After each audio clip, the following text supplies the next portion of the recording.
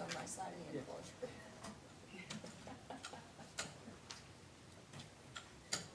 Give you your property lines. Yeah. I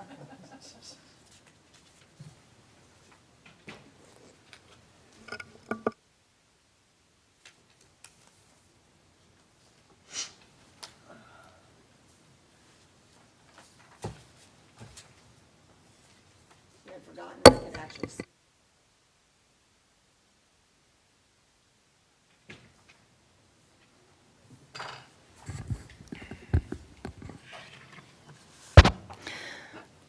I'll call this meeting of the Camarillo City Council to order.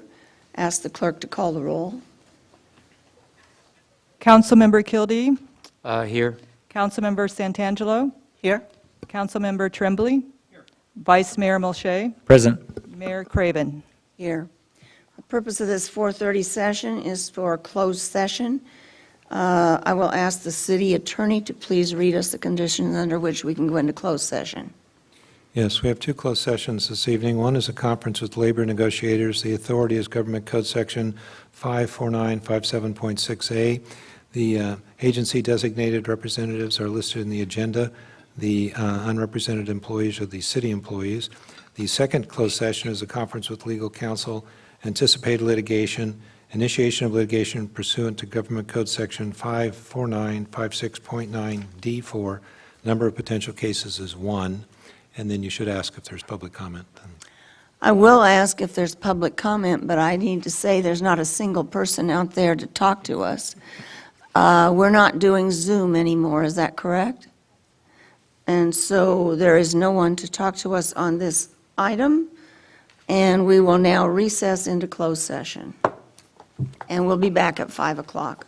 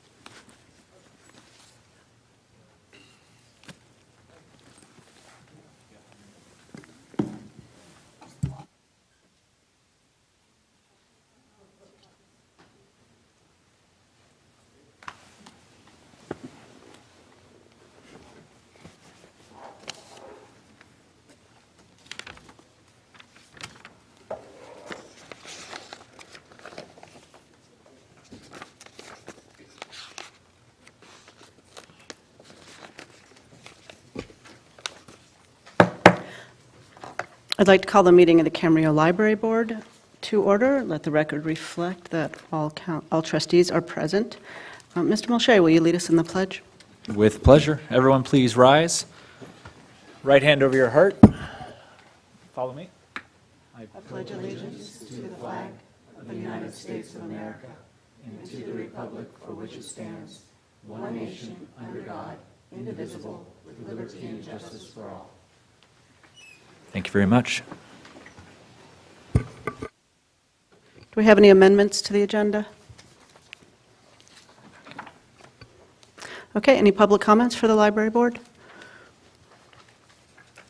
Okay, move on to departmental, I need a consent calendar, a motion to approve. Move approval. Second. Okay, we have a motion and a second, please vote.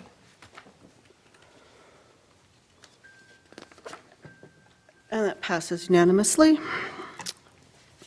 Do we have any comments from staff? Yes, Madam President, we do have Mandy Nazar, our library director, here with us tonight, and she'll provide a brief update. Summer, everyone. So summer is typically the library's busiest time of the year, and fortunately, we're more than happy to welcome people and see their smiling faces back. So since California reopened on June 15th, we have opened back our study rooms, and spaces such as our pirate ship are free to be explored.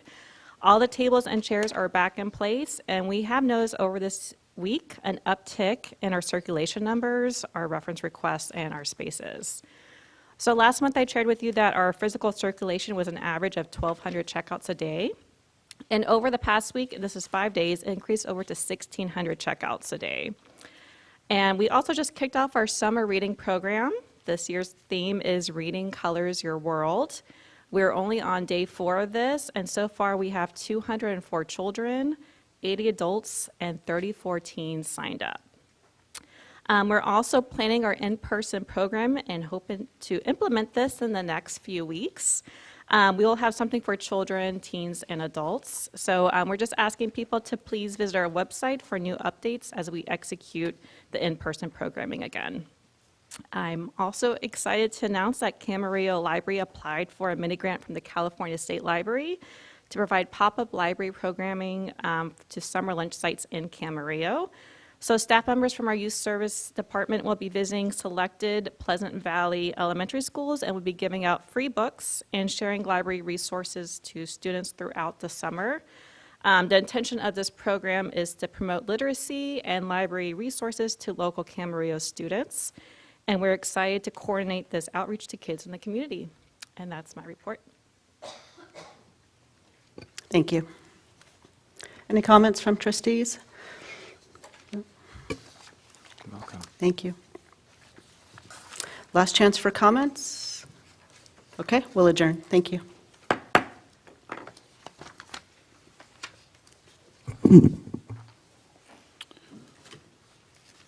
All right, we'll convene this meeting of the Camarillo Sanitary District. Let the record reflect that all directors are present. Are there any amendments to the agenda? Hearing none. Are there any public comments? Hearing none, I await a motion on consent. Move the approval. I'll second. All right, we have a motion and a second on the consent calendar. Please vote. And that is adopted on a 5-0 vote. At this time, we are going to recess for a joint discussion item with the City Council on class and compensation. I'll call this meeting of the Camarillo Successor Agency to order. Ask the record to reflect that all council members are present. Are there any amendments to this agenda? Public comments? Would anyone like to speak to the Successor Agency to the Redevelopment Agency? Seeing no one come forward, we'll move on to the consent calendar. Move the approval of consent. There's a motion and a second by Councilmember Mulchay, Vice Mayor Mulchay. Please vote. Motion carries unanimously. Okay, comments from staff? Comments from board members?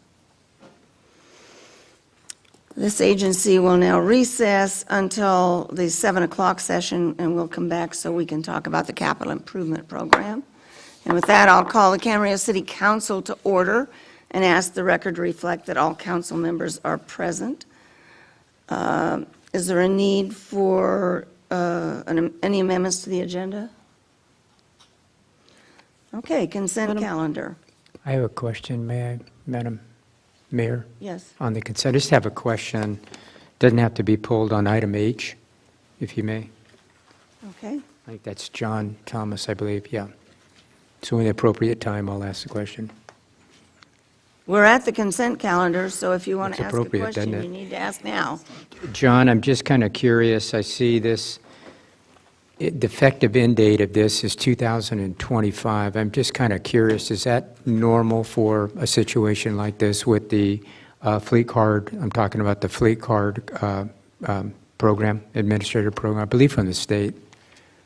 Yes, the duration of that contract is, 5 years is a common time frame for the state to go out and to and take a look at their options for fuel cards. And so the 2025 end date is consistent with how they've operated in the past.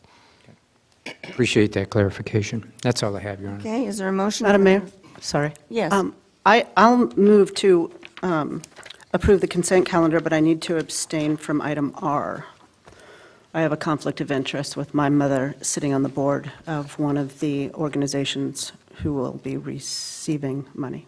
Okay, You should mention which organization. Studio Channel Islands. second with the exception of R. How does that work? I think somebody else is going to have to second. How about have somebody else make the motion? Oh. Because Tony doesn't have a conflict. Oh, okay, somebody else needs to make the motion then. Oh, all right. I'll make the motion for all of the items. That's The fine. record will reflect the recusal issue. That's right. You're I'll second. Okay, and you're going to vote on everything except item R. That's Susan will vote on it. Okay, please vote. If you think it's confusing now, wait till later. Motion carries unanimously.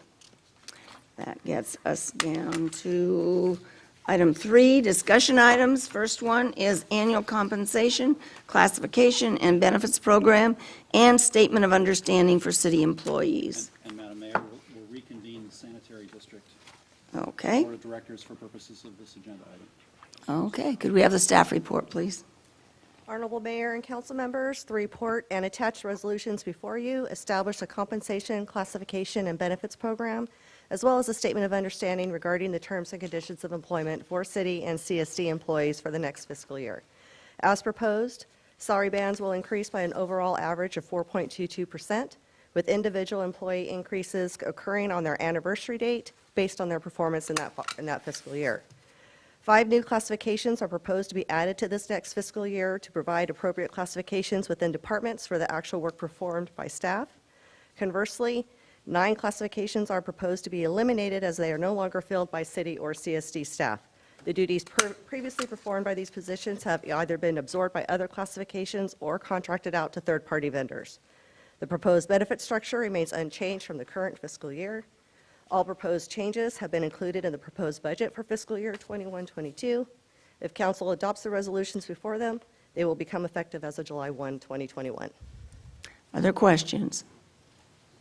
I have a question, if I may. Mr. Kildee? I just want to make sure with this action, we are in line with the salary band adjustment that we have done in previous years. Yes. Okay, thank you.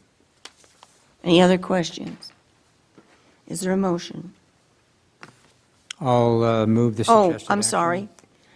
Are there public comments? Would anyone in the audience like to speak to us on this item? For either CAMSAN or the city? Seeing no one come forward, I will now accept a motion. I'll make a motion that we approve the suggested action. I'll second.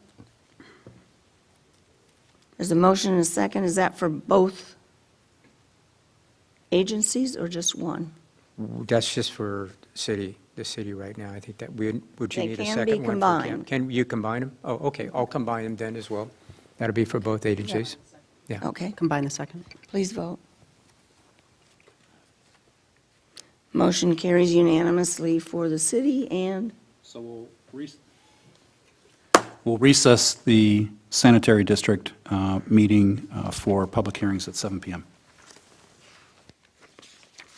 next item is employment agreement with city manager, agreement amendment. Could we have the staff report, please? Well, that will be mine.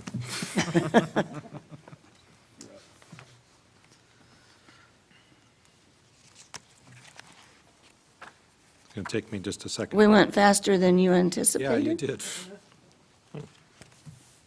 I'll get there, give me a second.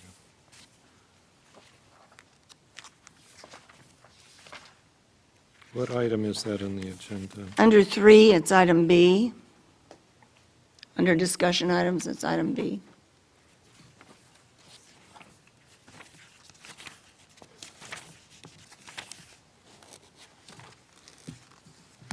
I'm there. Sorry for the delay. So this item is for you to consider a First Amendment to the employment agreement with the city manager, Gregory Ramirez, providing for a salary increase of 5.1009%. That would be an increase from his current salary from $255,528 to $268,562. That would be effective July 1 of 2021. As you know, the city and Greg Ramirez entered into an employment agreement on July 1 of 2020, which provided that he was to commence services and at the salary I indicated. The agreement also provides for an annual adjustment, which is in salary, which is in the discretion of the city, to be effective annually on July 1st. So the proposed increase that I indicated would be effective July 1 of 2021, and the employment benefits as described in the agreement on an annualized basis would be $164,027. The suggested action is to authorize the mayor to sign the First Amendment to the employment agreement with the city manager increasing the salary to $268,562. The attachments include the proposed First Amendment and the original employment agreement from July of 2020. And I'm available to answer questions. Are there any questions? Is there a motion? I have a comment. Oh, I'm sorry, Mr. Kildee. I'll make a comment. I've been up here a long time, and I personally do not give these out without an individual earning them. With this pandemic and what we've asked Mr. Ramirez to do the last year organizationally, right-sizing our organization, and also running our city in the time of the pandemic, I feel that he's performed exemplary, so I can support this. We should ask if there's public comment. Is there anyone in the audience who'd like to speak to us on this item? Seeing no one come forward, we could take a motion. I'll move the staff recommendation. I'll second. Motion and a second. Is there further discussion? Please vote. I guess it's our recommendation. Motion carries unanimously. Next item is item C, under discussion items, naming new streets in honor of original city council members and Edward Sholey. Could we have a staff report, please? Yes, thank you, Mayor Craven, members of the City Council. In accordance with City Council Policy 7.08, streets may be named in honor or memory of deceased former Camarillo residents only if those persons had made a generally recognized and significant contribution to the political, economic, or social development of the city. So in 2014, Mayor Charlotte Craven submitted a request to name new streets in honor of 3 original city council members, Guy Turner, Ned Chatfield, and Edith Tweedy Camarillo Rouse, who all served on the first city council following the city's incorporation back in 1964. Also, Ben O'Neill, on behalf of Lennar Homes of California, submitted a request to name a new street in honor of Edward Scholey, who is associated with Camarillo's early agricultural history in the Springville area. The new streets proposed to be named after these three original council members are going to be located in the future 159 single-family home neighborhood in the Springville Specific Plan area, which is at the northwest corner of Springville Drive and the US 101. Consistent with the City Council policy, back on June 2nd, the Transportation and Infrastructure Committee reviewed the request and recommended that the new streets be named Guy Turner Drive, Ned Chatfield Drive, Edith Rouse Drive, and Scholey Drive. However, following that review, in coordination with our procedures, the Ventura County Fire Protection District also reviewed the street names, and there already is a Scholey Drive in existence in the city of Ventura. So we have to add the first name Edward Scholey to this street here in the city of Camarillo to differentiate between the two for emergency response. So with that, staff recommends, following discussion by the city council, that the city council adopt a resolution approving the street names as proposed. Okay, we have at least one member of the public who'd like to speak to us, but in the meantime, are there any questions from council members? I don't have any questions. I'd like to make a comment at the appropriate time, though. Well, let's hear from the public. Absolutely. Is there any member of the public who'd like to speak to this? Please come up. For public comments, each person will have 3 minutes. You can see a clock up here, and it will count down. Alrighty. I can see a similar clock down there. When you have 1 minute left, there'll be a tone, and a yellow light will shine, and then you have a minute to finish up. I promise not to go over 3 minutes. Well, that's good, because I really call people when the time limit comes. Hi, Kevin. Hey, Colleen. I'm Ned Chatfield's daughter, and I've come to talk about him. In 1958, we were going on vacation from Glendale to Monterey. We were coming down the grade, and my dad pulls off to the side of the road, and he goes, "Oh, my God." And I'm 5 years old, and I don't know what's going on. He goes, Can you pull the microphone a little closer? There you go. And he says, "This is my town. This is my town." So we went on vacation. I didn't think much because it was walnut orchards and lima bean fields. But on the way back, my mom and dad stopped at Cayo La Rota, and they were selling homes, and we bought it, went home, packed, and came back. And my dad was thrilled. He ran for city council in 1964 when the city was incorporated, and he won. He became vice mayor. And he would do this thing when politicians are running for office, they go door to door. My dad did that, but then every day he had off, he continued to go door to door just to make sure people in Camarillo were happy. Sorry, I'm going to get choked up. After that, he became president of Southern California Associated Governments with Ronald Reagan and had a blast, but not like he did on the Camarillo City Council. When he died 11 years ago, I couldn't figure out what to put on his tombstone. And then it came to me, and on his tombstone it says, "Beloved City Father," because that's what he was. And before he died, he said to me, "You know, the hardest thing about dying is being forgotten." So last year, when I was real close to 70 years old, I wrote a book for my family about my mom and dad. But it was only my family that would see it until now.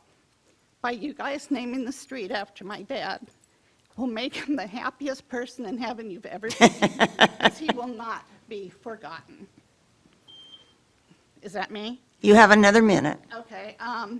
The only thing, I wanted to tell you my favorite Camarillo memory. In 1974, when I turned 21, the city threw my 21st birthday party for me at Mary Gale's house when she was mayor. And that was, without a doubt, the coolest thing that ever happened to me in my whole life. Citizens came, politicians came, and it was one big birthday party. And to end this, I just want to say thank you from the bottom of my heart for making sure my dad is remembered. Thank you so much. And when you have the ribbon cutting, will you let me know? Because everybody from all over the United States and our family's coming. We certainly will. Thank you. Assuming it's passed tonight. Haven't voted yet. Okay, we are on item 3C, naming new streets in honor of original city council members and Edward Sholey. Is there anyone else in the audience who would like to speak to us on this item? Seeing no one else come forward, I know everybody has comments. I would like to, as the one who submitted this back in 2014, I have something I'd like to ask you, and I know the committee recommended it be Edith Rouse Street or Drive, but I'm going to ask you to consider something else. I have a picture of the first city council, and please notice that Tweedy signed it Tweedy on the first page there under her picture. She didn't sign it Edith. In the minutes, which are official, it says Edith. Tweedy, this is copied from Stan Daly's book, Cameo and Other Remembrances, but there's a write-up that Jerry Olson, who at the time was editor of the Cameo Daily News, on October 4th, 1964, he had a column, and he talks about, on the third page of this handout, Tweedy Rouse, as she was known to her friends. After she became a council member, I don't think there was anybody in Camarillo who called her Edith. I think everybody called her Tweedy. Kevin might remember that. I wasn't here in 1964, but I certainly met her years later after I'd moved here and became active in the community.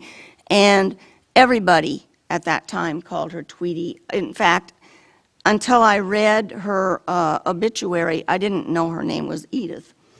And so I'm not just asking or mentioning it for me, but I think if Tweedy were here, and considering that's how she signed her name, I'm asking you to consider having it Tweedy Rouse Drive instead of Edith. So we can take comments on all of them now. Kevin, to you can start? start. Yeah, I'm old, but I'm not, I was 8 years old in 1964, so, yeah, I remember Tweedy as Tweedy, that I think that would be very appropriate. She went by that, most of her friends referred to her as such. I've had And I forgot my prop. I have her nameplate when they You finally. do? That's I right. do. I've It's in seen my that. office. My husband rescued it from a trash can. But it says Tweedy Rouse. It doesn't mention Edith. And under that, it says city council man. Yeah. Because they wouldn't let her be a city council member or a city council woman, but that's another story. I'm sorry to interrupt. No, that's anytime. I've had the pleasure, I knew all of these individuals. When you've been around Camarillo as long as I have, I guess that's what happens. Guy Turner was a very quiet individual, kind of an accountant type, very even-keeled, very level kind of person. Tweedy was very personal. You couldn't help but not like Tweedy. Always there to help people.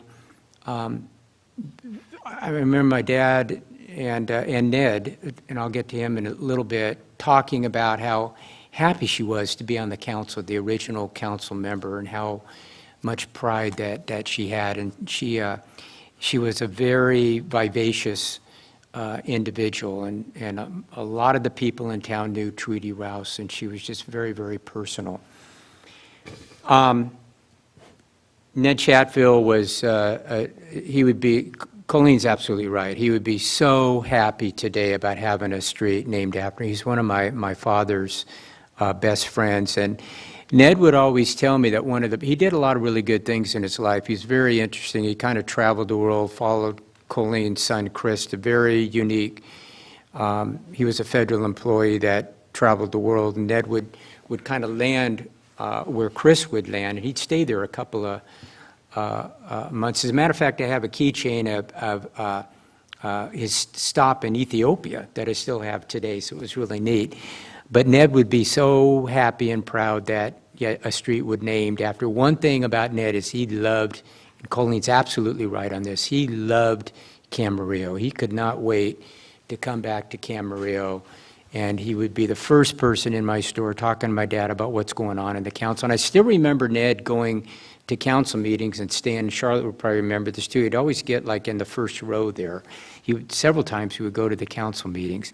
So it's really great that Charlotte and the subcommittee brought this up too. And a little bit of, as I recall in the history, that first council, I think there was in Charlotte, I think you probably would remember, there was like 14 or 16 candidates for there. There was a bunch of people. There were 23. 23. There was a bunch of people that ran for that time. So to get elected, you really had to earn it.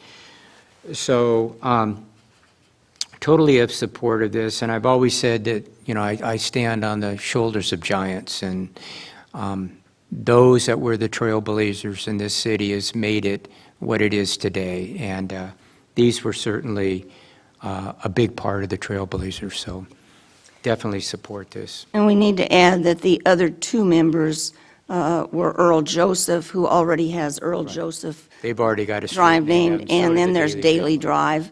And I didn't request one for Stan Daly. That's named for the three brothers, who, one of them being his grandfather.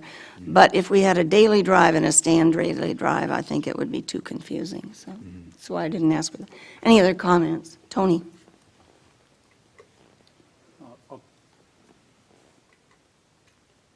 I'm out of practice because we haven't been in chambers. Okay, try to be brief. Colleen, thank you so much for being here this evening and for speaking on behalf of your father. I really appreciate the committee's efforts. I can't think of a more fitting and well-deserved tribute to your dad and to the other council members and to Mr. Scholey for all of their contributions to this community. So again, thank you for being here. It's a real pleasure to support this. Thanks to the committee for doing the work on this. And I'd be ready to do a motion anytime, I guess as revised, to indicate that it would be Tweedy Rouse Drive as opposed to Edith Rouse Drive. Sean? To be brief, I'll say ditto. I agree with the comments that are already made. Obviously, I'm far too young to remember any of these individuals. Don't rub it in. But their contributions certainly reverberate throughout our community. They're still very alive and well today. This is a fitting tribute, and it's important we remember our past. It's important we remember the people who've contributed, the shoulders of the giants that we do stand on. It is a big reason why Camarillo is what it is today. They helped make it what it is, I should say. I also support Mayor Craven's suggestion to the amending the street after Tweedy. I assume the Ventura County Fire Department won't have an issue with that, right? Because I don't think there's another Tweedy Rouse Drive We don't in anticipate Ventura that, but County. we'll definitely double check. All right. Susan, do you? I can't see you, but I want to thank you as well for coming tonight. It's, I think we look at years like 1964, and some of us think that that's a really, really, really long time ago, and it's really not. And so it helps having you here to put that together, to see you as, the daughter, just one generation, not, 10 or 20 as my children would seem to think it is. But it's, and thank you for this. It's just great to see these pictures of the people that really did help, as Sean said, make Camarillo what it is today. So thank you, and I support using Tweedy. My mom's name is Edith. I'm wondering if that's like a common nickname for Is her Edith. nickname because Tweedy? I've never it heard is your mom not. called Tweedy. No, she's called Edie. So I'm wondering if that's where it came from. Interesting. I don't know. Tony, were you going to make a motion? I'll make a motion to adopt a resolution approving the naming of new streets as Guy Turner Drive, Ned Chatfield Drive, Tweedy Rouse Drive, and Edward Scholey Drive in their honor. I'll second that motion. The motion and a second. Is there further discussion? Please vote. Motion carries unanimously.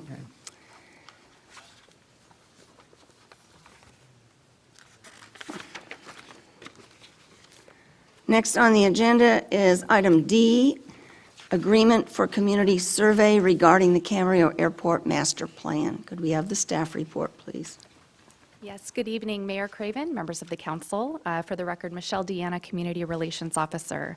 We are here before you this evening seeking your approval for city staff to enter into a professional services agreement with Fairbank, Maslin, Mullen, Metz, and Associates, known as FM3 Research, to conduct a statistically representative community survey to document the perspective of Camarillo residents on the Ventura County Department of Airports Camarillo Area Airport Master Plan. That was a mouthful. Although we explained our request in the agenda report, we would like to take a few minutes this evening to provide some additional background for you and for the community on this issue. We want to explain why we are choosing to engage our community in this way and at this time.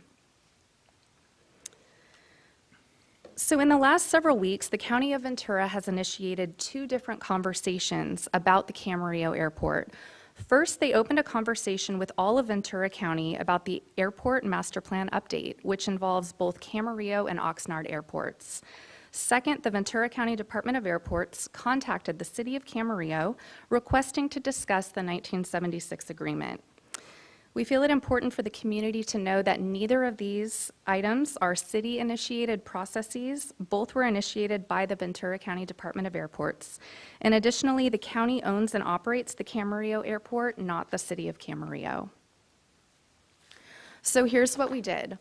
Staff utilized all of our messaging channels to inform the community about the first public workshop for the Airport Master Plan. We shared the workshop flyer with local media and our community partners, requesting that they distribute it through their communication channels to help inform the community. We observed the County Department of Airports Public Workshop #1 for the Airport Master Plan to hear what the Department of Airports had to share and to listen to comments from the community. City staff met with the airport director to understand the department's position on the 1976 agreement, and we formed an ad hoc committee. Here's what we know.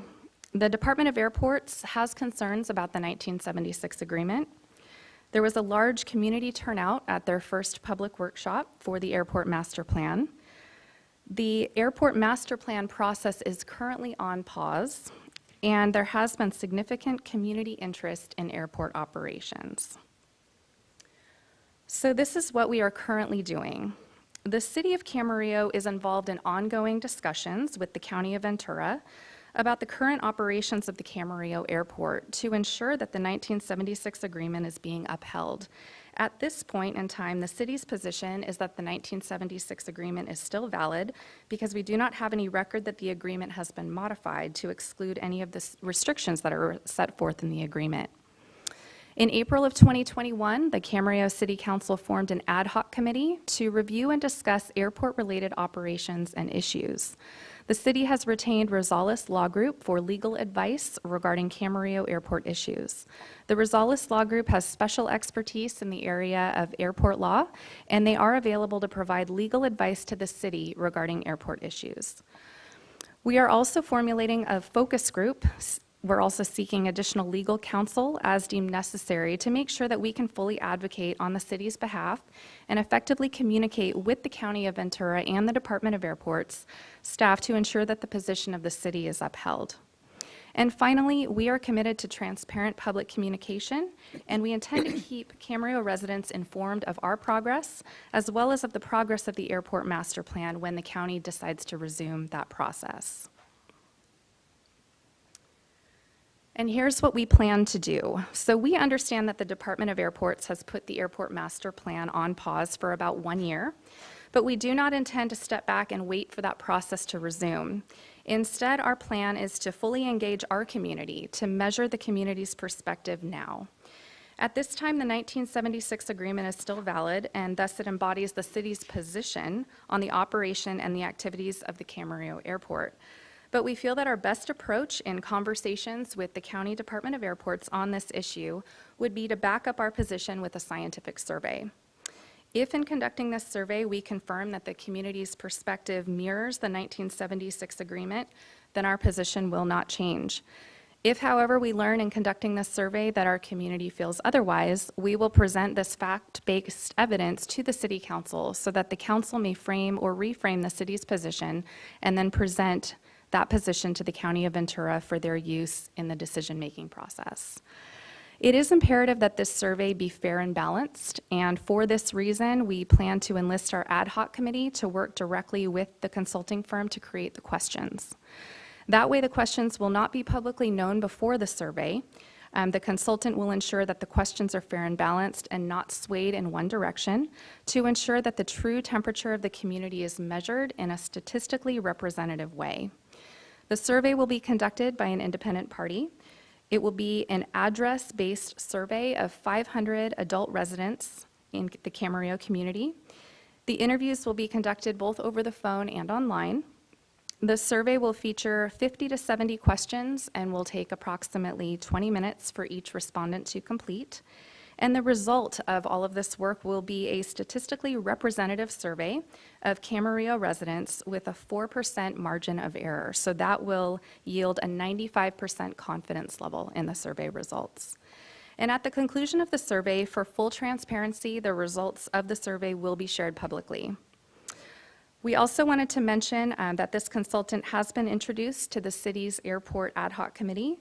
The committee has vetted the consultant, their approach to scientific surveys, and the committee is supportive of staff bringing this PSA to the full council for consideration. This is why we are taking this approach. We have heard from several members of our community about the airport, but if the county asks for proof of the community's perspective, we want to be able to provide that proof. The best way for us to do that is to conduct a survey like this. We have several communication and engagement tools at our disposal, but the tools that we have in place right now are not scientific. We've also heard largely from the community members who are opposed to any change in the 1976 agreement and do not want to see any expansion of airport operation activities. So just to give you a sense of that, in the last 3 days, I've responded to a handful of phone calls and also responded to 50 emails that have come in just in the last couple days.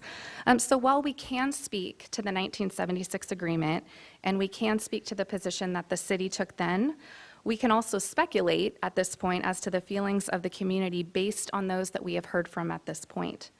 But if we are asked for a fact-based approach to our position, we want to be sure that we can back up that position with science.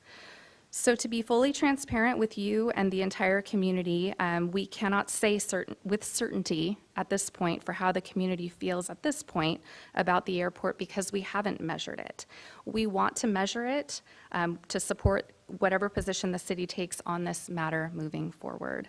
So that's really what we're here proposing. We're proposing a statistically representative survey to measure the community's perspective on that issue, and that is why we are here before you this evening with the goal of positioning ourselves to stand firm in our understanding of the community's perspective. So in all of this, it is important to us that we continue to keep our community informed and updated about any changes to the Camarillo Airport as we become aware of them, because any change in activity or operations has the ability to significantly alter the character of the city of Camarillo. We have reviewed and responded to calls. We've reviewed comments that have been sent in via email, and we have forwarded all of those comments to the City Council for your information. We've also developed a Hot Topics webpage on the city's website. It can be accessed at cityofcamarillo.org/trending. And the purpose of this webpage is to both track the city's progress on meeting with the Department of Airports on this matter, and it will also serve as a space to inform the community about the status of the county's airport master plan whenever that process resumes. And finally, for any community members who wish to stay informed on all city communications on this project, we encourage those who are interested to sign up for email alerts on our Notify Me page, which is cityofcamarillo.org/notify me. And to date, we have had over 120 interested parties sign up to receive this information from the city. So that concludes my presentation this evening. I'm available for any questions that you may have. Are there any questions? Susan? Thanks, Michelle. My questions have to do with what we've been given for the proposed research specifications. Just off the top of my head, it seems like a 20-minute survey with 50 to 70 questions is a lot, and I'm wondering if that will have a negative effect on how many people want to take part in it. So I guess my question is, does shortening the survey make it less reliable, or would it be, I'm not the expert on conducting these, so I don't know what the rationale behind, this many questions and that length of a survey were. So maybe you can speak to that. Sure, that is the recommendation that has come from the consultant, based on their, past experience and their history and their knowledge of performing these types of surveys. And so it's their position that the number of questions and the length of time for the survey will help us arrive at that 95% confidence level in the survey results. I can't even start to think of 50 questions having to do with, but that's the ad hoc committee's job. Is there a plan to make sure that they are reaching different age demographics and socioeconomic, or is it purely random? That is all part of it. So they are planning on getting a fully representative sample, which will touch on ages and socioeconomic demographics. Okay, thanks. Any other questions? Sean? And this is similar to some questions I asked in the ad hoc committee, but the number 500, when we initially looked at that, the question was, well, 500 doesn't seem like a lot of a city of almost 70,000, but that's how many answers, how many actual survey responses we anticipate to achieve. Normally that's contacted, how many people do you have to contact in order to distill down 500 complete survey responses? That's a good question. From what we understand from the consultant, they'll contact as many people as they need to in order to get to that 500. And they have a strategy for how they reach that 500. It's not a random sample of 500, but it's strategically developed and designed to make sure that they achieve that representative sample. Yeah, the number, the consultant's not here tonight, right? No, okay. So I'll kind of answer, because I know there's some of these questions that the public is asking. It's ones that I've already asked. I want to make sure we have the answer. The answer is to the tune of 30 to 50,000, typically. It varies by community and who they're contacting, who's picking up the phone, or who's answering the message. But, there's quite a few. There's a significant number of people that we have to contact now in order just to achieve 500. Correct. Yeah. City limits, we had discussed city limits, whether or not we were going to survey just people within the city or people also within the sphere of influence of the city. And we had discussed that, and the way that this is set up is it's really up to the airport ad hoc committee to make that final decision. So we can do residents within city limits or residents within the Camarillo community, and that'll be up to the committee to decide. Okay. And then, he's not here to necessarily answer these questions, but we had a lot of in-depth discussion in regards to how a survey is presented in a scientific and unbiased manner, so that once the results are published, one can't try to undermine the results and say, well, it was done in a biased manner. We'll certainly drill down on that. I was hoping to ask the consultant to discuss that process here so the public can better understand it. But obviously, we don't have that opportunity. So. And we did not want to get into that deep level of conversation here. We were planning on getting into that level of conversation at the ad hoc committee level. And so that is the reason that the consultant is not here tonight, because we wanted to reserve that conversation for the kickoff meeting with the ad hoc committee. Okay, understood. Thank you. Other questions? Mr. Kildee? I think this is one of the most, if not, well, won't get into it too much, but this is an extremely important issue. And having said that, it's a little bit what Vice Mayor Molche, the 500 responses that to get. It's going to take several thousand, did I hear that right? Several thousand people to get the 500 responses. And they know what the statistical analysis of this is to get as accurate count as they can. Is that correct? Yes, they do. Okay. And also that this is just one way that we're going to reach out to the public. This is not the only way that we're going to reach out to the public. Is that fair too? That is correct, and I'm glad you brought that up. Yeah, we're starting with this. The reason why we're not putting out other types of, polls or surveys using our city's communication tools is because we don't want to jeopardize the integrity of this scientific-based survey. Once this is done, we do have, several other opportunities that we can utilize to engage our community in further conversation if needed. Okay, and then if this does get approved, how long is it going to take from start to finish before we can generate some data? Do you have a time frame on this? Based on the scope, from start to finish, they expected it to be about 8 to 10 weeks. Mm-hmm. And they're fairly accurate in that time schedule vis-a-vis other surveys that they've done in, other cities? Yes, as far as we know, okay. They are. Let's see, was there one other? Oh, how did they come up, just curious, with the, I believe, 50 questions? Is that just a normal survey, or is that something that how did they come up with that number? Or do you know, or is it just something that they've done this so much, this is what they feel that it's going to take? Yes, Okay. that's what they recommended based on what we explained to them we were trying to achieve. Okay, all right, thank you, that's all I have. Mr. Tremblay?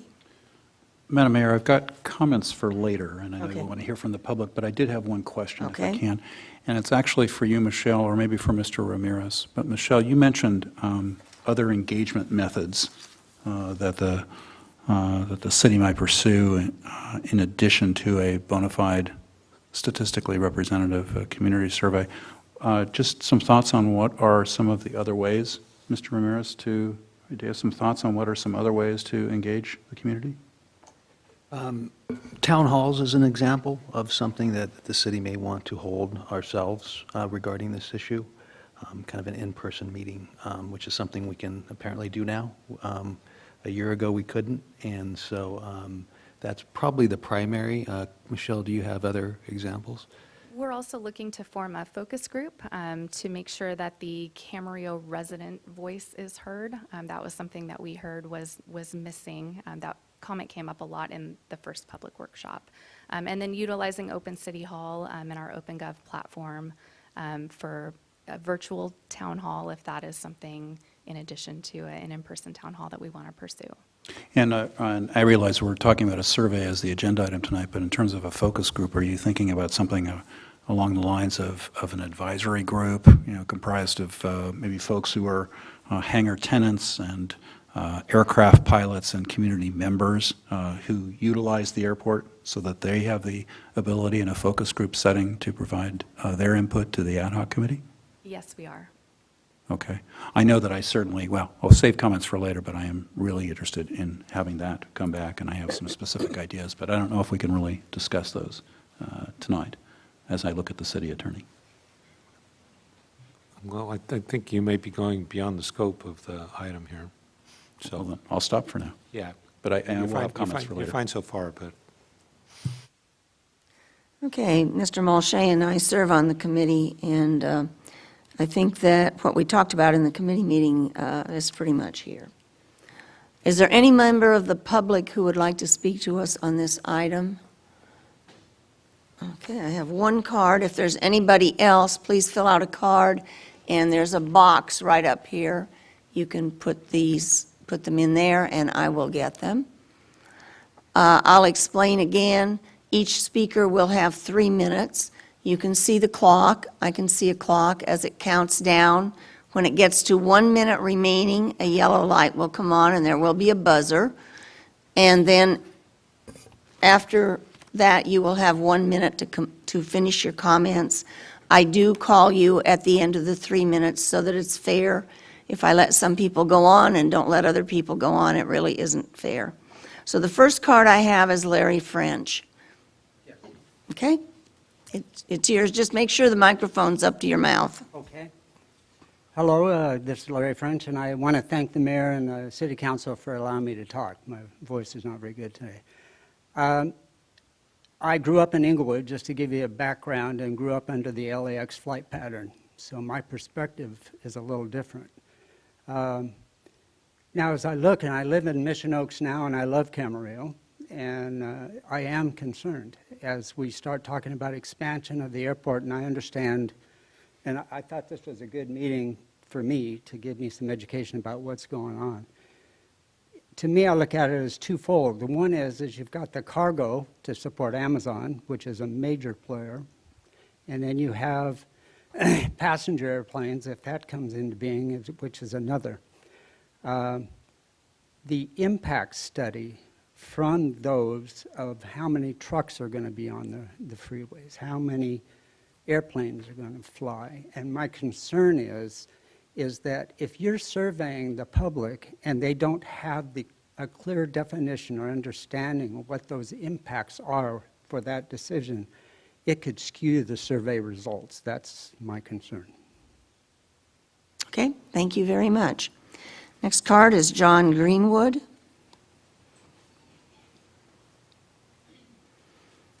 Mr. Greenwood, be sure to pull the microphone up so we can hear what you say. Does that work? That works, thank you. Excellent. Yes, I sort of had similar questions about who is on the ad hoc committee and how are they picked, and who's going to be on the focus group and how are they picked.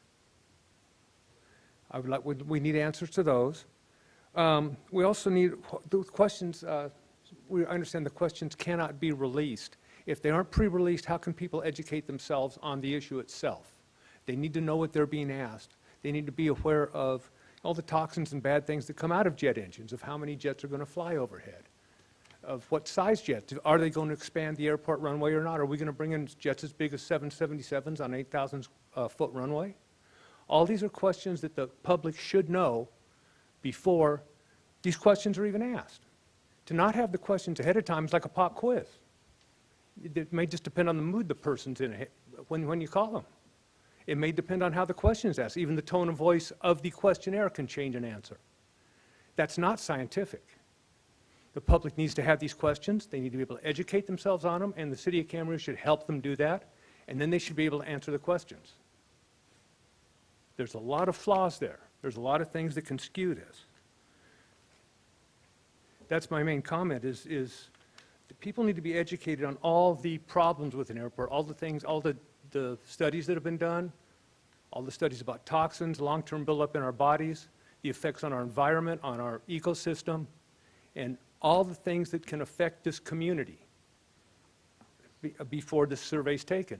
Also, the people under the flight plan will suffer the most. I don't live in the flight plan, but the people there should have the loudest voice in this survey because they're the ones that will be the most affected. Those are important points that seem to be overlooked, and those are my comments. Thank you very much. I will just tell you this. Mr. Mulchay and I serve on the ad hoc committees. Our ad hoc committees are made up of council members, and we can only have 2 on each committee. Sean, I'm sorry, is it Bychek? I'm going to slaughter the last name, but it's the only card I have from a Sean. Good evening. Can you hear me? Just pull the microphone down, please. Thank you. Yeah. That work? That works. Madam Mayor, City Council members, thank you for your time. My name is Sean Black. I'm a Oh. resident of Camarillo. I'm a retired investigator and law enforcement officer who was assigned in undercover operations, specifically of John Wayne Airport and Los Angeles International Airport. I've also served in elected office as a county supervisor, the police, and fire commissioner. I come to this meeting tonight concerned with the Ventura County plans to amend the 1976 airport agreement, the master plan. This amendment that the Ventura County Airport Director Kip Turner is seeking is really engineered to open a door to unfettered business regarding new cargo hub operations to operate unfettered out of Camarillo and/or Oxnard. After a little preliminary investigation today, I've discovered a not-so-secret Amazon plan to continue their expansion plans. In fact, the last 18 months, Amazon Prime Air has expanded air hub operations across the nation by over 26%. Now, their game plan for Amazon Prime Air is simple. They promise county supervisors, CEOs, new jobs, economic growth in exchange for building new leasing arrangements, and they dangle that carrot for new jobs and economic growth, of course. They support the counties, they roll out community marketing meetings, and really a lot of this is geared to give the attorneys and those who are the advance agents for Amazon more information as they go along in this process so they know how to better respond to the public complaints. That's what a lot of these meetings are geared for. And I support the other two Camarillo voters who spoke just a few minutes ago. I think giving 500 residents of Camarillo a brief survey is flawed on its face. I think you need to send out information to every single Camarillo voter, because this affects every single Camarillo voter, not just 500 people. And as a resident in Leisure Village, I can tell you 2,500 constituents there, they have health issues, they have health problems. The FAA greenlit a environmental impact report that they sent forward for the San Bernardino Prime Air Hub, which indicates that 1 ton of pollution a day will be operating out of that airport. In fact, I'll close with this. I asked the City Council to consider wisely the cost and the economic trade-offs. Amazon Air has said out of their San Bernardino and their Lakeland, Florida air hubs, they are operating between 30 and 44 cargo flights daily. Do you want 44 flights daily operating in Camarillo? Do you want additional noise, crime, 1 ton of air pollution at congested Thank you roads? very much. Thank you very much for your time. The next card I have is from Merrill Berge. Hello, Mayor and Camarillo City Council members, and welcome, Mr. Ramirez. I come before you as a concerned county resident within the sphere of influence of Camarillo. And as for so many of us, jet plane noise, air emissions and pollution, crash risks, traffic on the 101 due to an airport expansion, not to mention impacts on home values, are concerns and issues that know no boundaries. This is a county-wide issue. It's interesting to note that the county's mission statement emphasizes quality of life while enjoying the benefits of a safe, healthy, and vibrant community. Interesting that the Camarillo's mission statement also mentions high quality of life, economic vitality, and a safe environment. Safety, quality of life, and health. The airport master plan only touted economic benefits. Health, safety, and quality of life must be given the very same considerations. The residents of both the city and the county deserve research and data, not another survey. We, the city of Camarillo, should get to work, coordinate with the county, who has the very same mission, on some, as Michelle said, fact-based studies, data backed by science.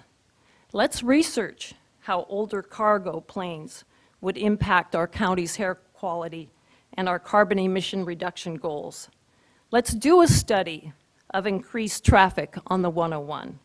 Let's find out how jet cargo traffic has impacted home values in other communities.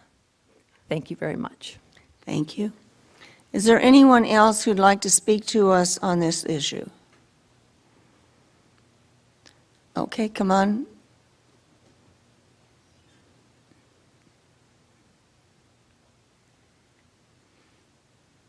Just pull the microphone down, please. Each speaker, I know you came in a little later, so let me tell you, each speaker has 3 minutes. The clock will count down. When it gets to 1 minute remaining, there will be a buzzer, and you'll see a yellow light up here, and then you have 1 minute to finish up. And I do call people at the end of the 3 minutes because it isn't fair to allow some people to go longer than others. So please state your name and then. My name's Donna Fenger, and my husband Mitch and I have lived about a block from Santa Rosa Road for the last 23 years. We put up with the Navy jets, knowing that a naval base is necessary, good for the West Coast, etc. But we're also both retired. We depend on our house value for equity lines of credit so that we could continue to live in this paradise. What I would like to know, besides, people have brought up, I understand, the air pollution, which goes for miles and miles, not just along Santa Rosa Road and the flight path. But Ventura County is a big county. Why Camarillo? Why put it in paradise? How many of you have been influenced perhaps by donations to whatever, for political campaigns, personal uses, by Amazon? We don't know that. I didn't even know about this meeting until I read about it, thankfully, on nextdoor.com. And that's all I have to say. I would like it to be squelched for the future value of our houses and our income. Thank you. Is there anybody else who'd like to speak to us on this issue? Okay, seeing no one come forward, I first want to make sure everybody understands the Camarillo Airport is neither owned nor operated by the city of Camarillo. It is a county airport. They own it, they operate it. We have an agreement that was formed in 1976, as was said in the staff report, and we're trying very hard to protect that agreement. So I'm going to open it up for council comments and a motion, if there is one. Comments? Susan, you want to start? Susan? I appreciate everybody's comments, and I understand the concern about having an informed group of residents who are being surveyed. I also understand, however, that if the city has a position, and which we do, which we have stated, and then puts out information, then it's going to be biased. So in order for us to actually achieve a survey that is fair and really assesses our residents, then I think the way to do it is to use a firm that knows what they're doing. I have dabbled a bit in research in my education, and I understand that there are ways to ensure that the survey is unbiased and that there are ways to statistically analyze the information we get back and make sure that it is an accurate representation of what our community believes. Many times I have had to make a decision here based on community input, and I get that input through emails or phone calls or face-to-face discussions, but I always have to say to myself that that's not always the most accurate way to really know what the residents are thinking, because sometimes people that feel passionately about something speak louder or do more to get their message across, which is fine. But that means that it might not accurately represent the numbers. So I look to tools like this, doing a survey from a company who understands research and science and facts and data. So I welcome this survey. I did have some questions, but I'm going to leave it to the experts to determine how they believe they can establish a survey that is that achieves the goal of getting a really unbiased perspective from the community. I also understand that there's a lot of misinformation, and I see that because almost every email I've received has misinformation in it. And I think we need to do a good job of getting the right information out, which we have done. The city has put out multiple statements about what's happening. But next door is a beast. And I do caution people to be really careful about what you're seeing on social media. It's not always accurate. So I would say please use the city's website to get information and get the factual information.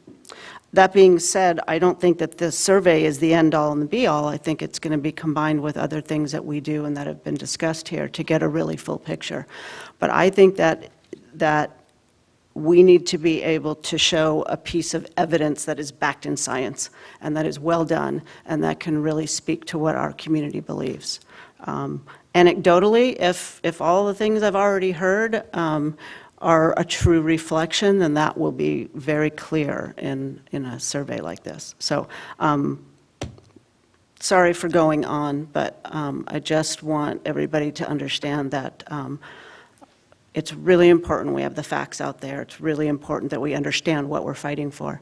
And I think the survey will help us do that. So I'm in favor of the survey. Sean?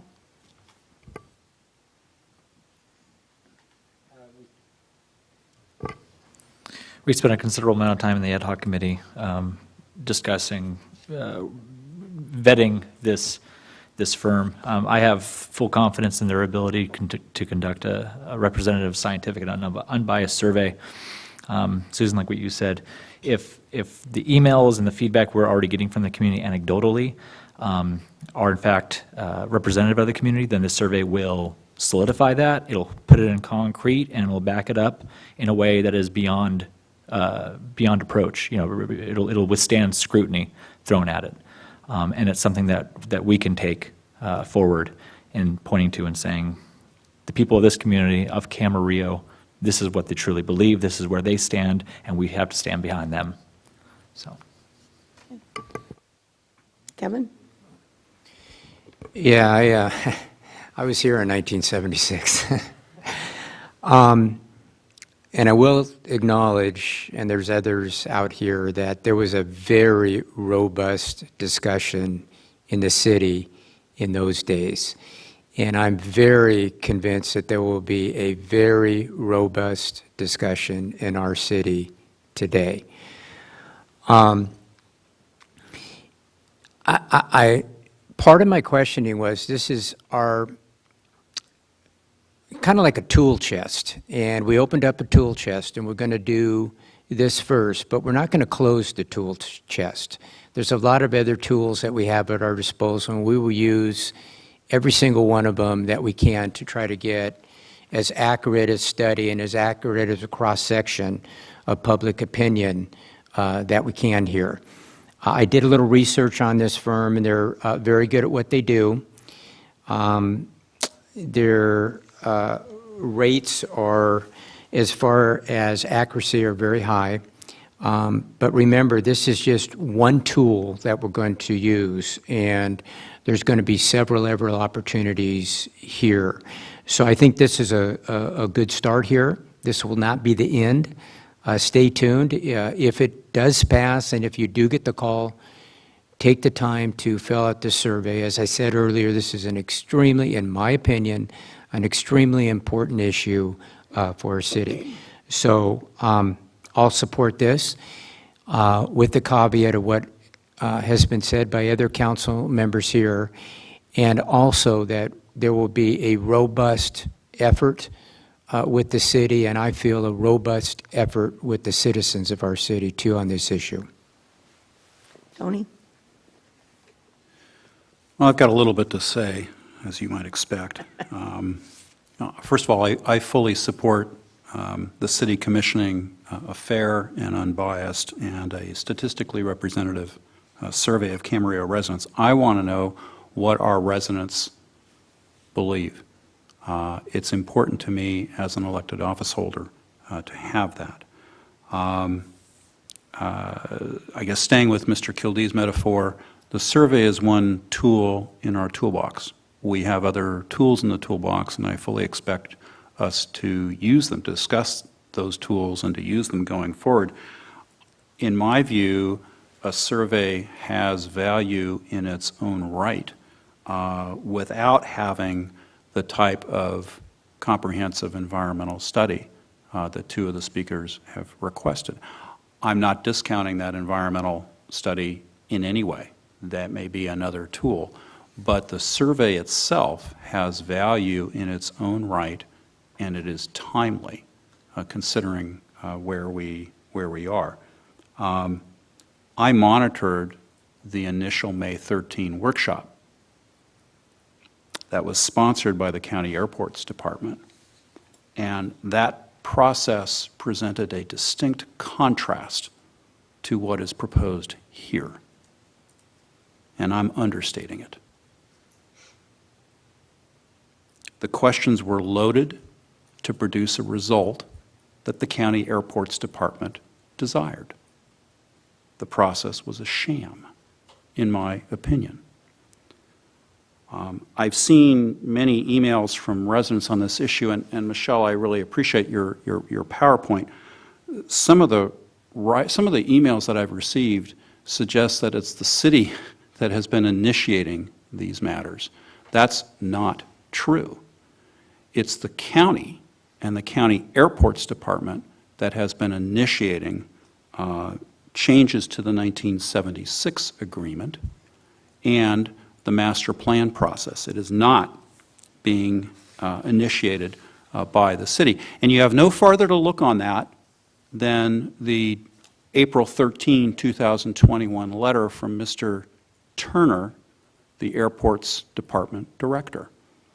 And I will say, the city, in my belief, is that Michelle and the city has done a very good job posting on the city's website. We have an entire page, if that's the right term, devoted to this issue under Hot Topics, and it lays out an extraordinary amount of information about this issue.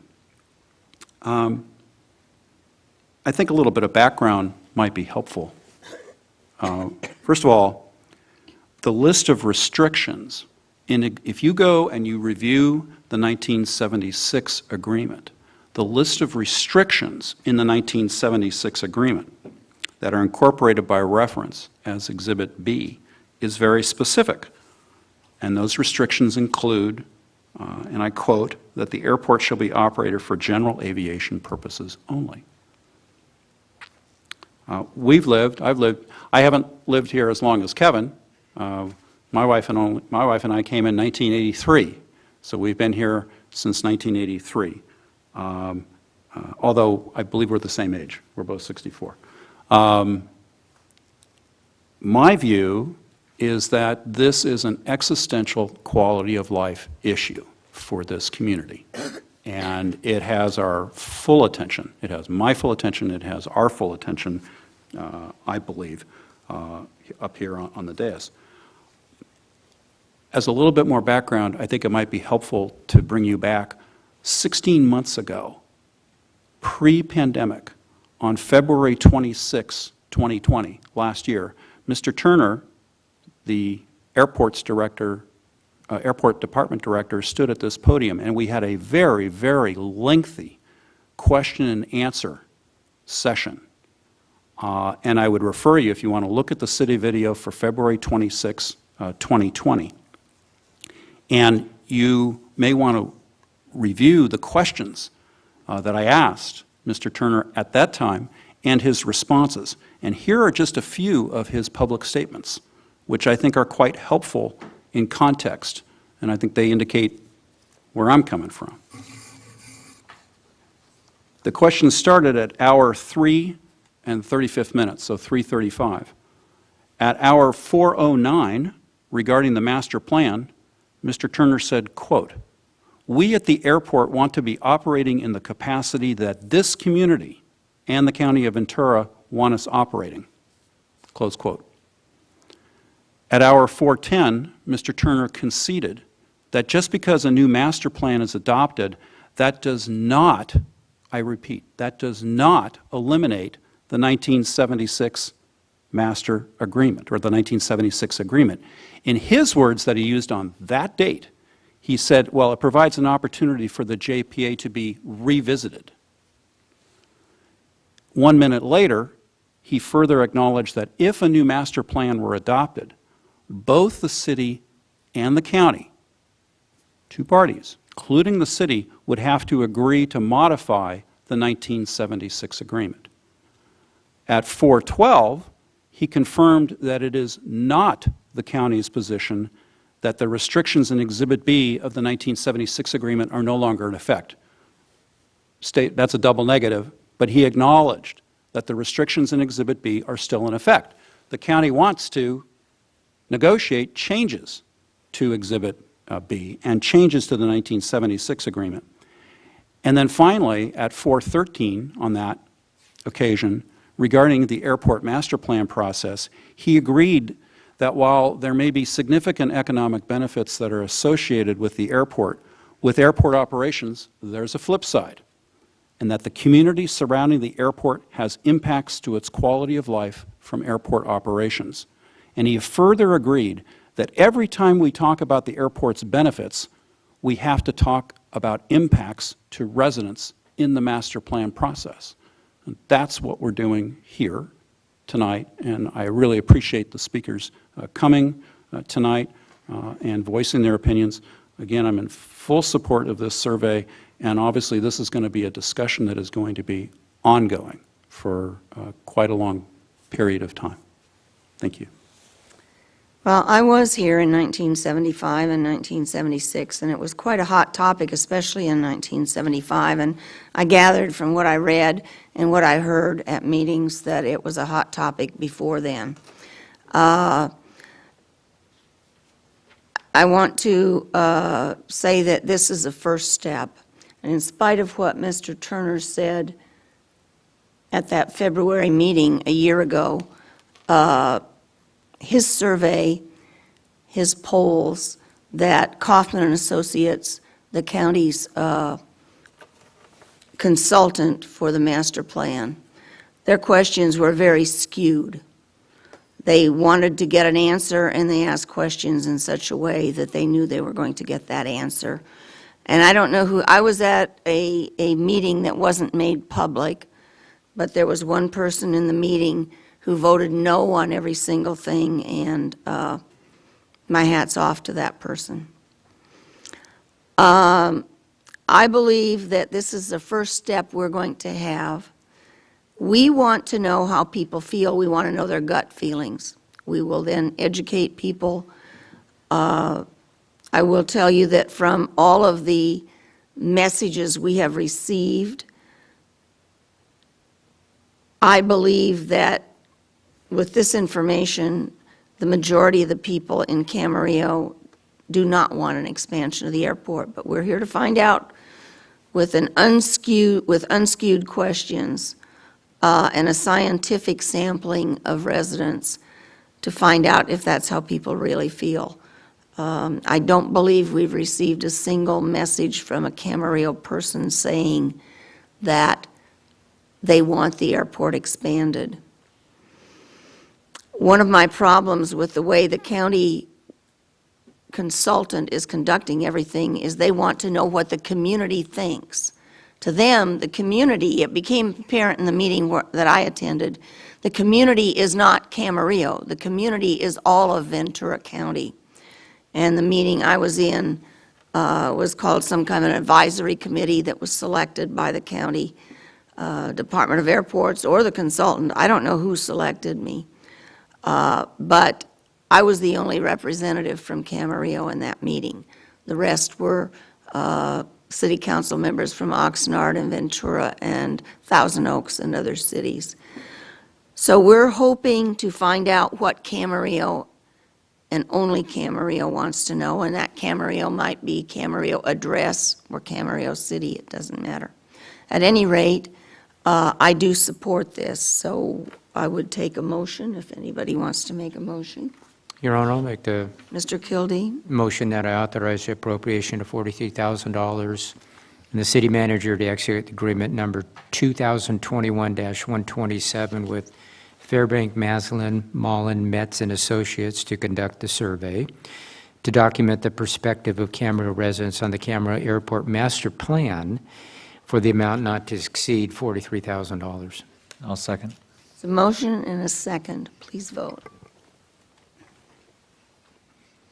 Motion passes unanimously. That concludes our first session agenda. We'll recess back into closed session under conditions the city attorney already read to us, and we will be back here at 7 o'clock to continue business.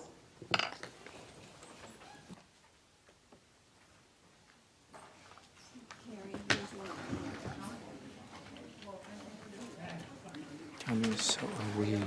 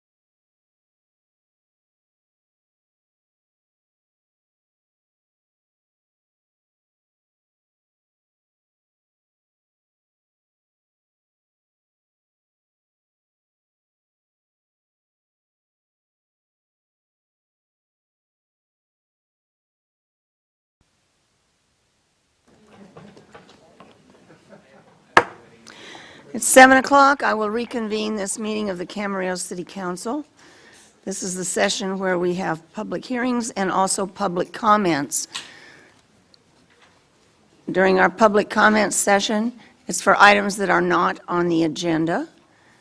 I have 4 cards that people have filled out for items not on the agenda. If anybody else has an item not on the agenda, please fill out a blue card in the back and hand it, or there's a box up here by the podium to put your cards in.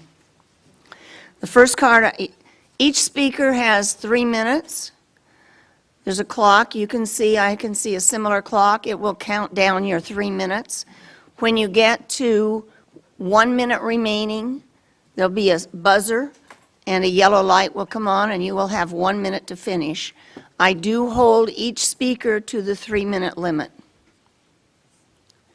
The first card I have is from Jordan Barney.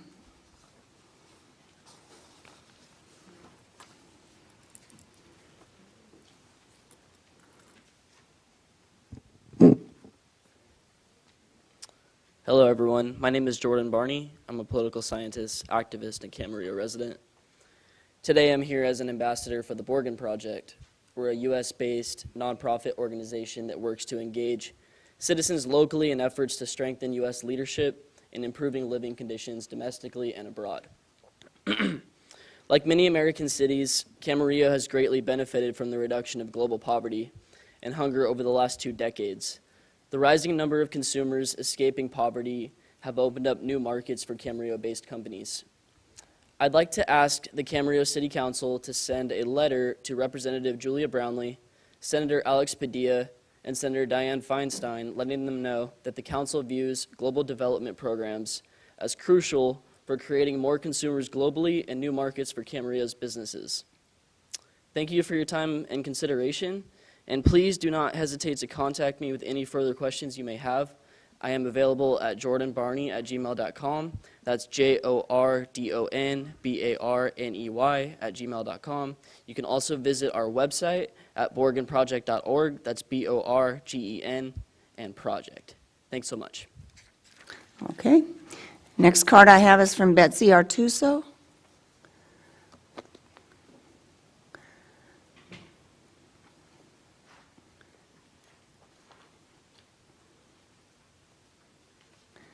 Do we have a handheld mic? Can she reach? Just a minute and we'll get you a handheld mic. Can you get it down? Is that okay? That's, let's see. Is that okay? Okay, that's fine. Okay. Hi. Maybe you better have the handheld mic. I got it. Just want to say good evening, Mayor and council members. My name is Betsy, and can you hear me okay? That's okay. I'll ask people in the audience to please keep conversation down because we do need to hear the speakers. They came to talk to us. Good to see you. As a great man once said, when you see something wrong, stand up, speak out, and do something. Oh.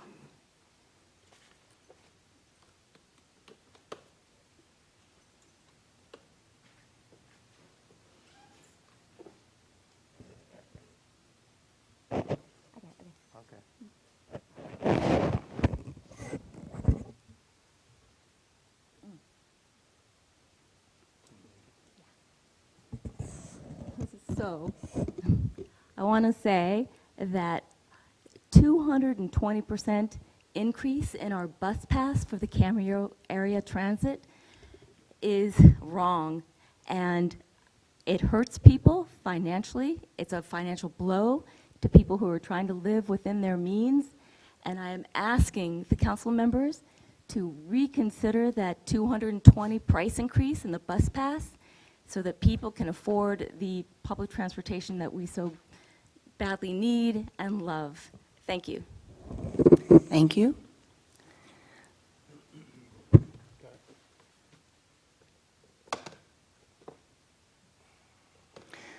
The next card I have is from Sarah Woolslogel. I apologize if I've mispronounced your name.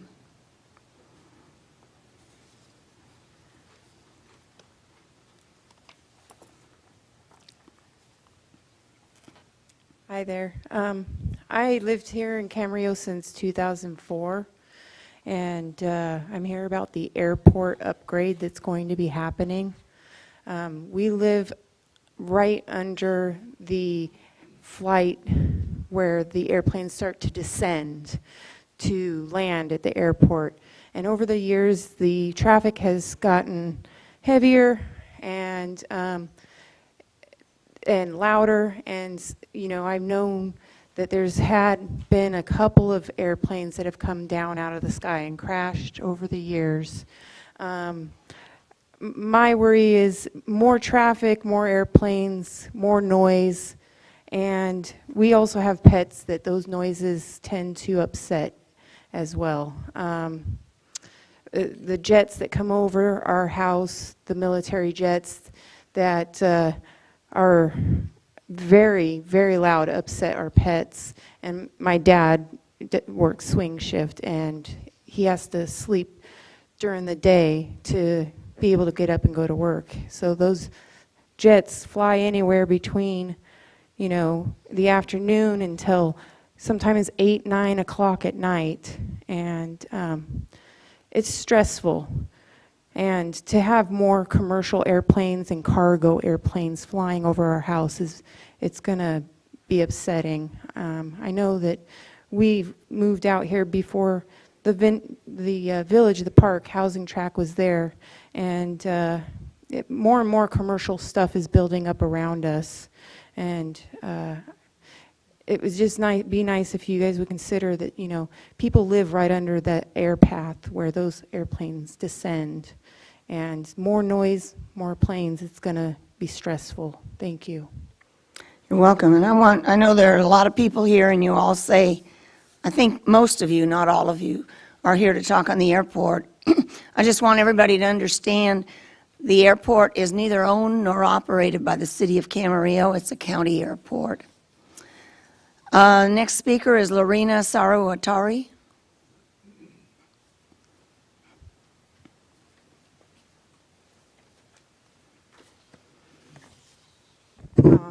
Good evening.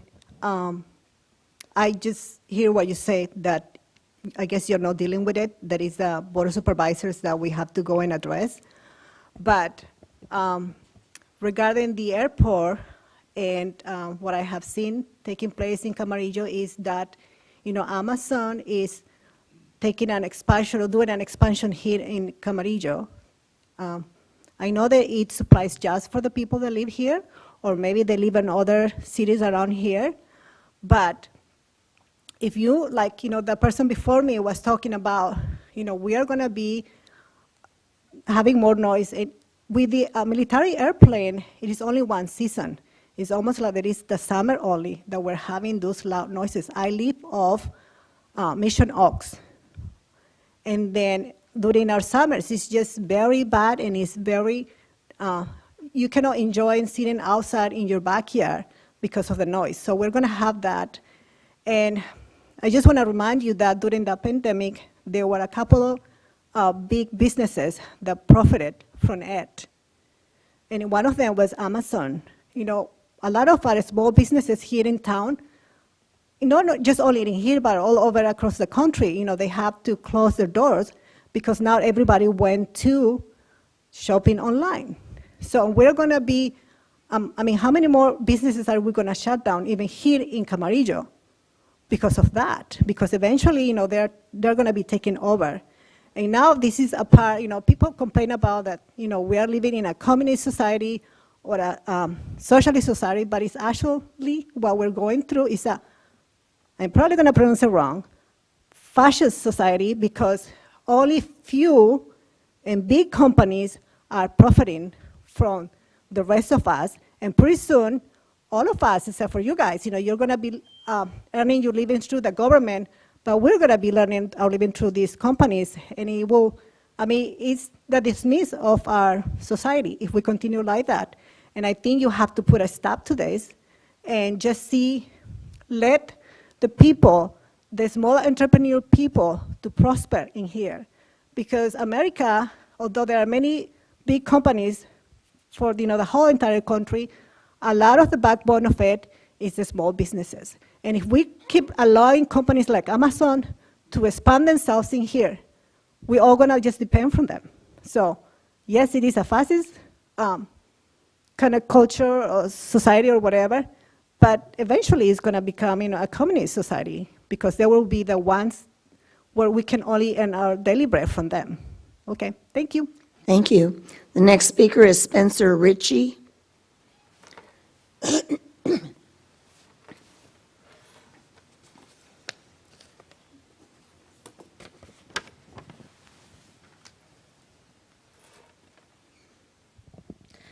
Hi, my name is Spencer Ritchie, and I have literally lived in Camarillo my whole life. I was born here. And also my whole life, I have lived underneath the flight path of the planes flying in and out of Point Magoo and the naval base. And the amount of noise is really enough as it is. And my big fear with, I know that this is the county's doing instead of the city's doing, but my big fear with the city, county, green lighting bigger commercial aircraft to fly in and out of Camarillo Airport is that could actually be what Amazon and other big companies that the county has also approved to be in our county. Like, if you notice between Camarillo and Oxnard, what used to be hundreds of acres of strawberry fields is now becoming an absolutely huge Amazon warehouse.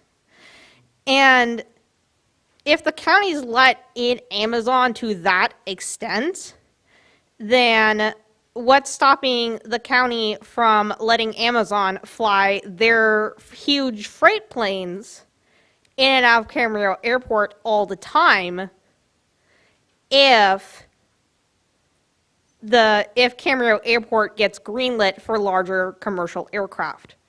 And I am going to really agree with everyone else who's spoken on the airport, and that it's completely wrong for Amazon to be using our county and our city like this.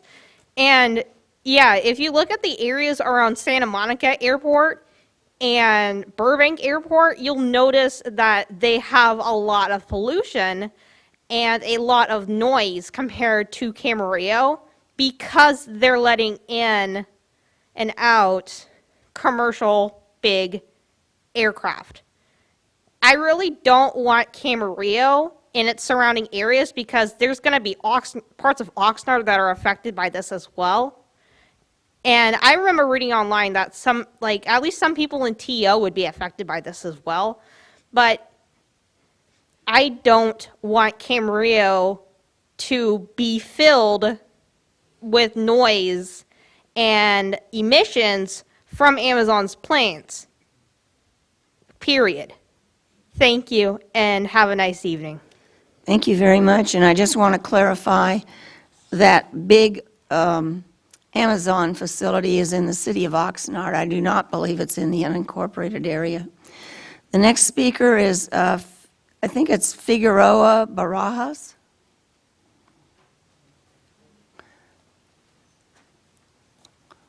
If I got your name wrong, I apologize.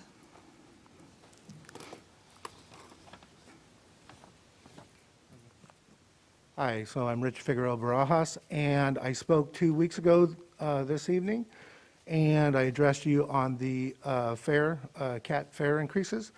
I spoke today with Mr. Tyler, who works here at the City Hall, and when I went to speak to him 2 weeks ago, he was unable, and he did not return my phone call. I found out today that he was sick, but still, I was surprised that I had to call him. Anyhow, I also spoke with Mr. excuse me, you got to forgive me for my TBI, the vice manager of Dollaride. And they said that they had put out a notice for the hearing of May 26th. I ride the CAT every day, sometimes 6 times a day, and I never saw any notice. As soon as I did hear about the fare increases, I was here to find out the facts about it.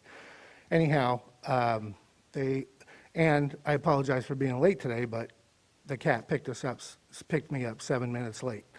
So once again, as Betsy iterated in her letter to the city council, and it was posted in the Acorn, Uber, first of all, CAT is not a glorified Uber. I don't know who said that, but she was quoting. Some Ubers won't even take service dogs.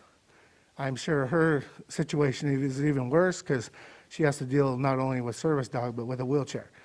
So it's not easy for us to organize our transportation. Ever since my sons left the county, so I have to rely on the CAT since January.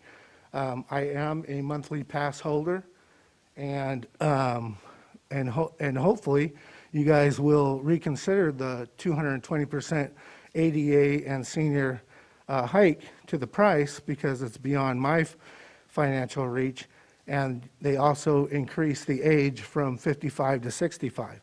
So I'm sure some seniors, I'm 57, but it doesn't apply to me because I'm ADA, but I'm sure it applies to others. I have spoke to many people this week, and every single person did not know prior to the 26th hearing.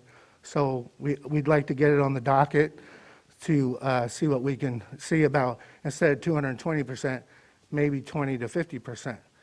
And Councilwoman Santiago, good to see you back on the hearing. Thank you very much. Jack Berry?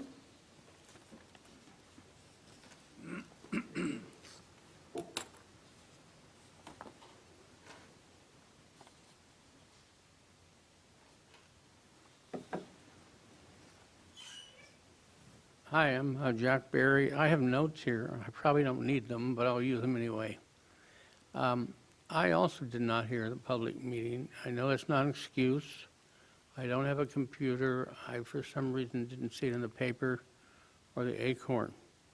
I moved here in 1972 and was very active in the Proposition A and SOAR, and I worked with the mayors of this city. Over the years, I think the city council has done a mostly good job. But this raise is really, I just couldn't even believe it. I was just blown away. I do want to thank Charlotte Craven.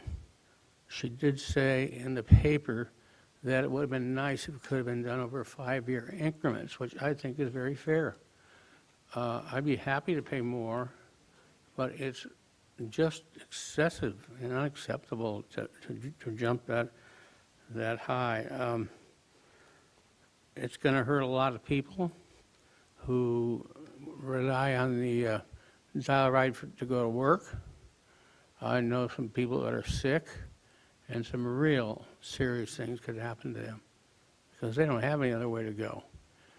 I would ask you to consider, if you were in the same boat, what would you do if you were faced with this problem?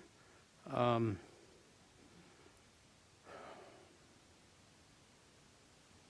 a senior citizen. I'm 80 years old and riding for 5 years. I've got some physical problems, so I don't have any other way to get here. And like Richard, I ride a lot. So the little tickets you can get is just not going to be enough. So one thing I understand is the city does have eligibility for a one-time grant, but you don't want it because it's an ongoing problem. I don't see why the city couldn't take that money, lower the cost, and then gradually raise the cost of the ride. Now, this is what I read in the paper, and it was confirmed by Tyler when I talked to him. So please reconsider this. It's just not a good idea. Thank you. Thank you. The next speaker is Laura Perez.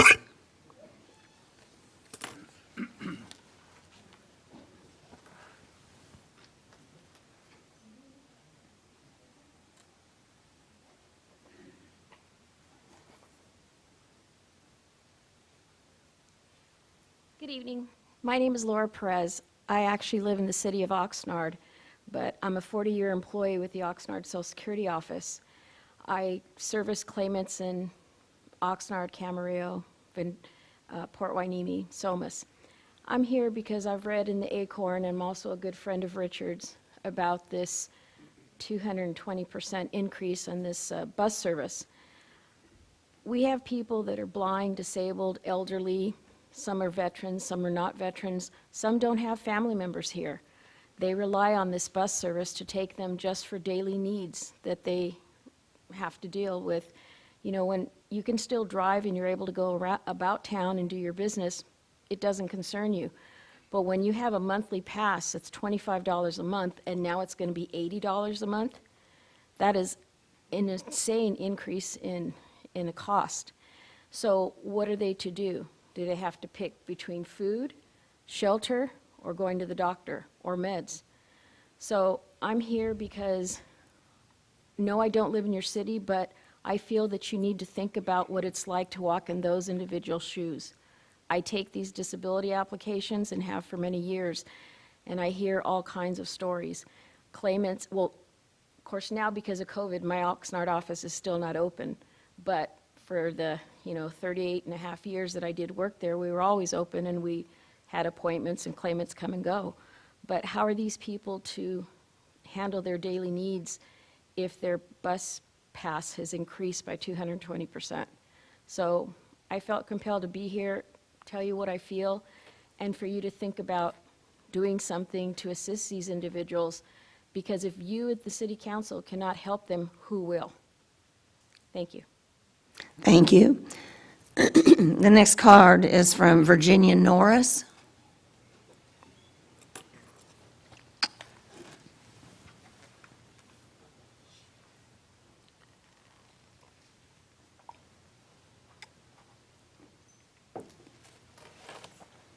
Esteemed members of the council, hardworking staff, and welcome guests, I'm talking to you today. My name is Virginia Norris, and I'm talking to you today about the noise at the airport. I know that you guys don't own the airport, that the county does. But the noise will be very, very great, and most of the people in Camarillo, including yourselves, probably don't want that noise. Now, I know probably Amazon would come in, and I do want that blue frog for my garden, and I want it tomorrow because I have a Prime membership, and yet I don't want the noise. So all I'm saying to you is today, I know you can't do much about it, but the Board of Supervisors is not in a position that they would do anything about it. The people on the Board of Supervisors are not the active type of a person that would sanctify our city. So I would propose that you make a proposal to them and at least talk to them about what your constituents would like to see at the airport, and that your constituents are not all for this Amazon big planes coming in, or if that's who is going to come in. I know that they may do it anyway and allow it anyway, but at least you can represent us as the city of Camarillo, since most people don't want the noise.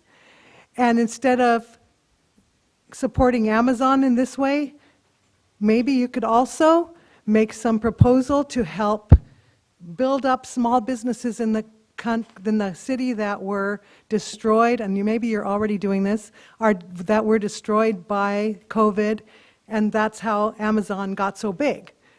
So those two things, a proposal to the city council, to the county representatives, that telling them of our wishes, And number two, to brainstorm ways in which we can bring back small businesses into our city.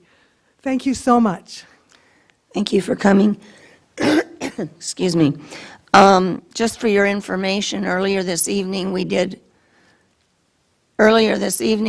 approve hiring a consultant to do a survey, take a pollster, to take a survey of Camarillo residents on their opinions about the airport.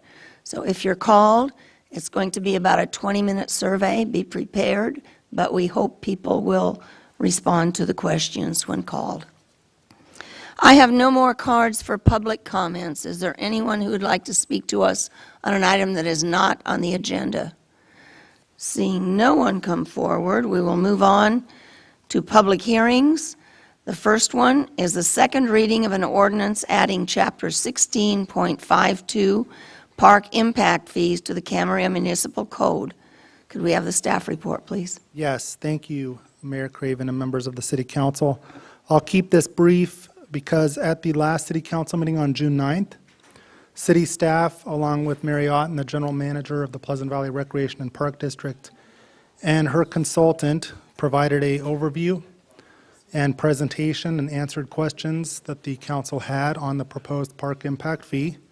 And there was a public hearing that was continued to this evening.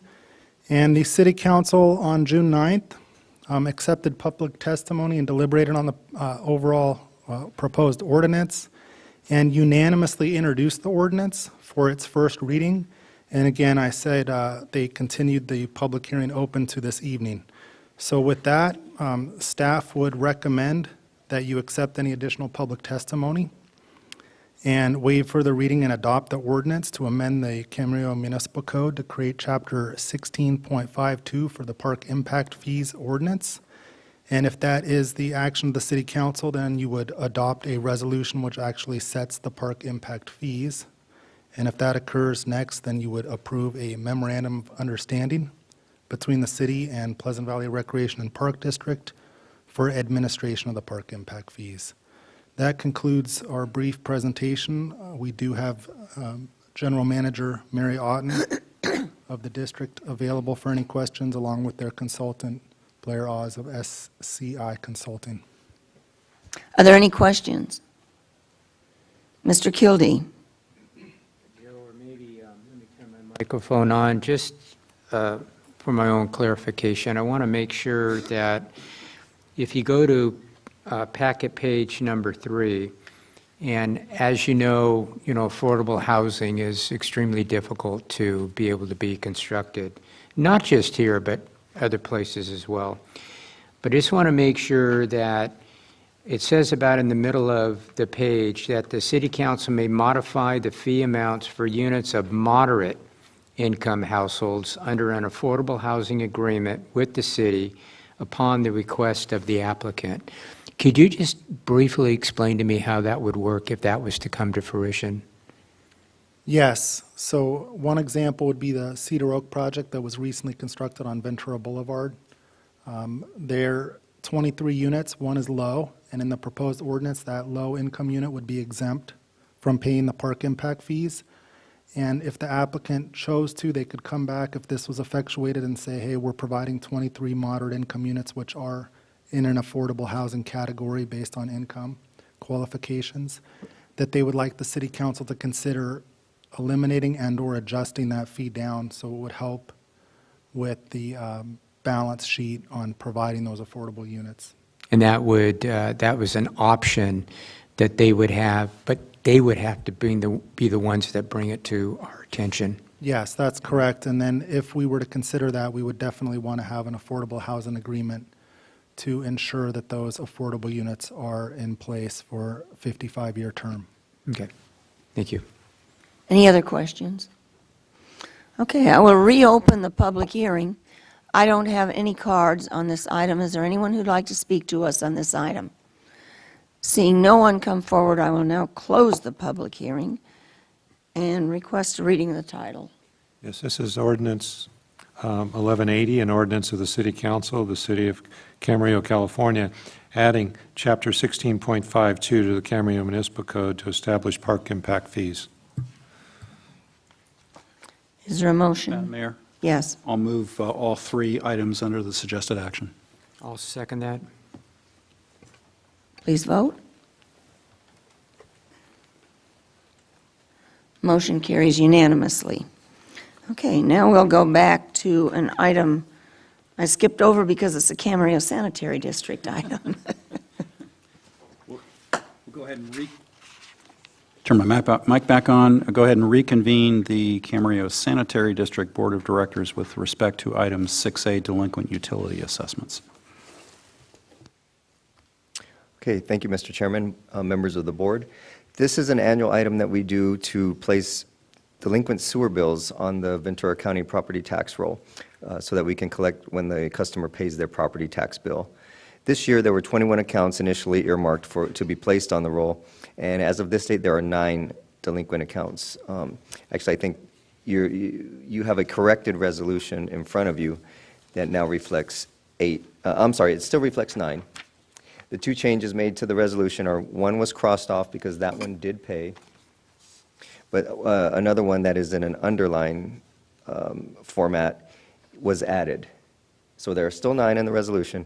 The one that was added was actually part of the public notice in the newspaper. So it was just a correction to the resolution. So it was properly noticed in the newspaper. And that concludes the brief presentation. Thank you, Mark. Are there any questions of Mark on this item? Mr. Mulchay. Just a quick one, just an observation. We do this every year, and every year I see a lot of the same names. Is there anything that can be done, or do we try to do anything in order to do away with recidivism? Again, I don't know the word, but same person. No, Yeah. we do not. I think, as you noted, yes, there are some that do this every year, and I have heard that they believe that there's a tax consequence or tax benefit to this, that they work that out with their tax advisors, but I think that's partially the reason. Some of them take that approach. Okay, got it. Thanks. All right. Any other questions before I open the public hearing? Hearing none. Open the public hearing with respect to this item. Are there any members of the public who wish to testify relative to this item? Hearing none, I'll close the public hearing and throw it to the Board of Directors as to its pleasure. Move to adopt a resolution authorizing the Camarillo Sanitary District to place direct assessments on the property owner's fiscal year 2021-22 Ventura County secured property tax roll for delinquent utility balances. I'll second. All right, we have a motion and a second on this item. Please vote. And that item is adopted on a unanimous 5-0 vote. Let's see. Don't close. I'm not going to close. We're going to recess until later. Okay, and with that, we'll go back to the City Council. Item B on the City Council agenda is Urban Water Management Plan 2020 update. Could we have the staff report, please? Yes, thank you, Mayor, council members. Lucy McGovern will be giving a brief presentation on this item. Good evening, Mayor, Madam Mayor, and members of the City Council. Before you tonight, for your consideration, is a public hearing on the Urban Water Management Plan and Water Shortage Contingency Plan proposed for your consideration. So every 5 years, the State Department of Water Resources requires all water purveyors that have over 3,000 accounts to do an assessment of all its water supplies for over a 25-year period. That assessment includes establishing what your water supply conditions are during a normal year, 1-year drought conditions, and multi-year and up to 5-year drought conditions. And in this particular update, thanks, We've been doing this since probably, I think this is the fifth or sixth updates that we've done over the years. And it started off, I just wanted to kind of take off from there, but it started off kind of as a checklist of water supplies, and over the last couple of maybe two updates, this document has become very important, especially on establishing what those water supplies are. And the conditions and actually those assessments have gotten a lot more complicated as a result of that.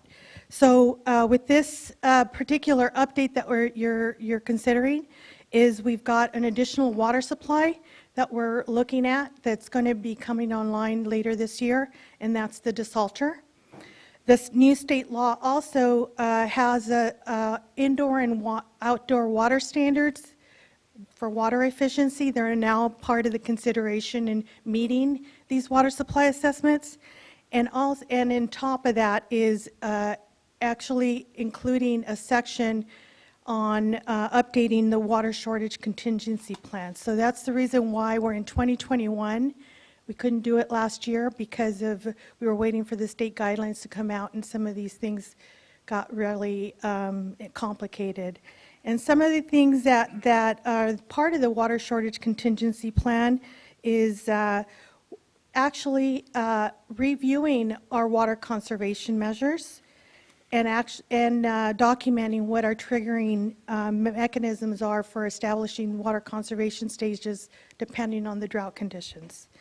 And finally, I just wanted to call out that there is going to be, what you had in your packet was a draft urban water management plan, but we are going to be making a slight change in the final, and wanted to make sure that it got on the record that the final urban water management plan will document that the groundwater supplies is not 2,007 acre-feet per year, but 4,014 acre-feet per year with a 5% annual reduction through 2040. And with that, that concludes my presentation. And let me see here. So the suggested action was to adopt, after your public testimony, adopt a resolution approving the 2020 Urban Water Management Plan update and including, and the water shortage contingency plan, and include said resolution in the plan update. Are there any questions? I don't have a... Mr. Kildee. I don't have a question, but when it's appropriate, I have a comment. Okay. Is there any questions? Mr. Tremblay. Yes, thanks, Madam Mayor. I do actually have a few questions on this, and I found the draft. I just want to call it a UWIMP. Sorry, but Urban Water Management Plan. I'm used to the acronym. I thought it was well drafted, and particularly in light of the fact that we've got a whole new cadre of state law requirements as to the components that have to go into the Urban Water Management Plan. But I think it's important, particularly, Lucy, when you're talking about the desalter. Right now, I'm focused on big page 39 of the draft agreement. I'm sorry, of the draft water management plan, and it indicates that the desalter facility this says that it's expected to yield 3,877 acre-feet per year of groundwater when online. Is that right?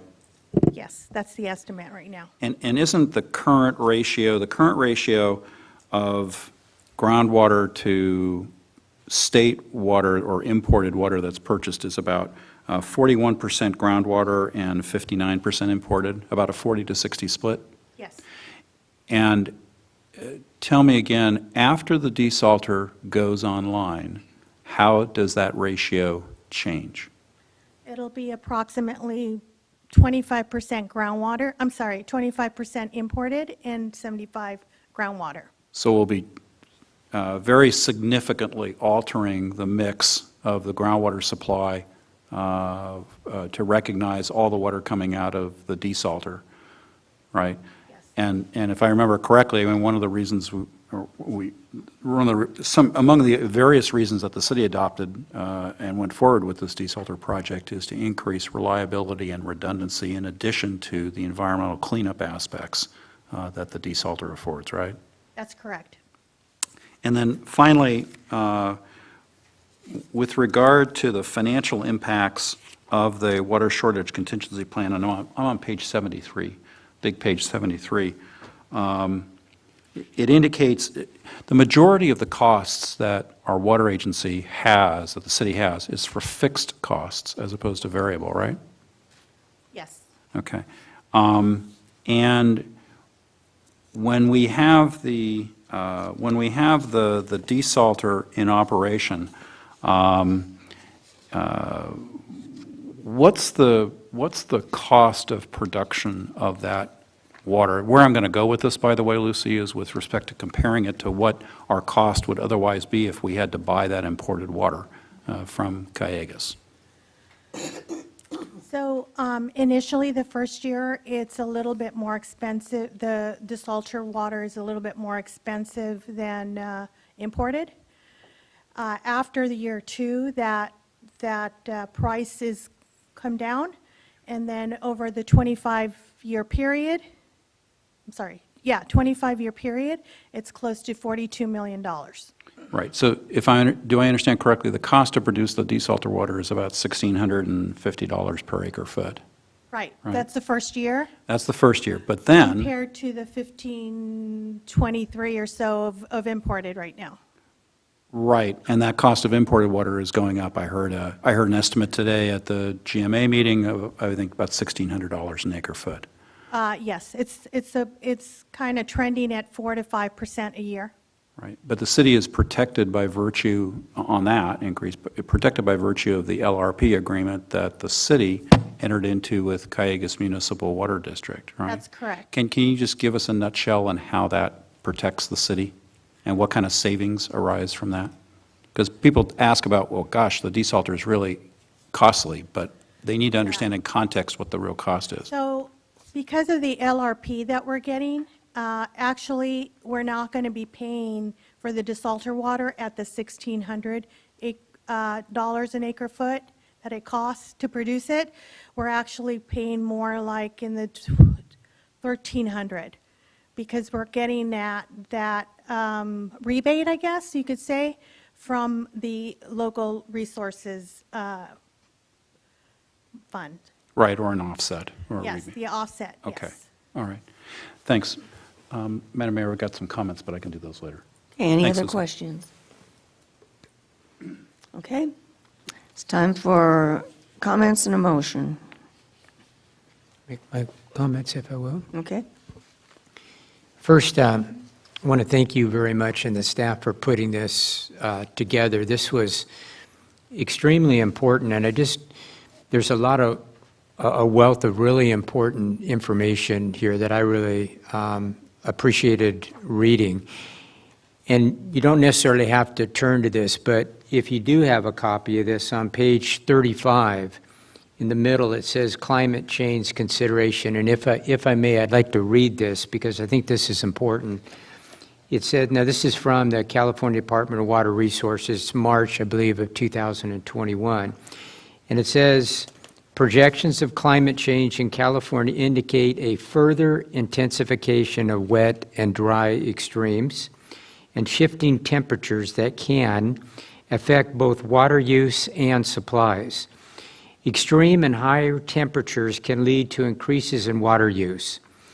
Projections are more frequent, severe, and prolonged droughts could lead not only to less surface water available, but also exacerbating ongoing stressors in groundwater basins across the state.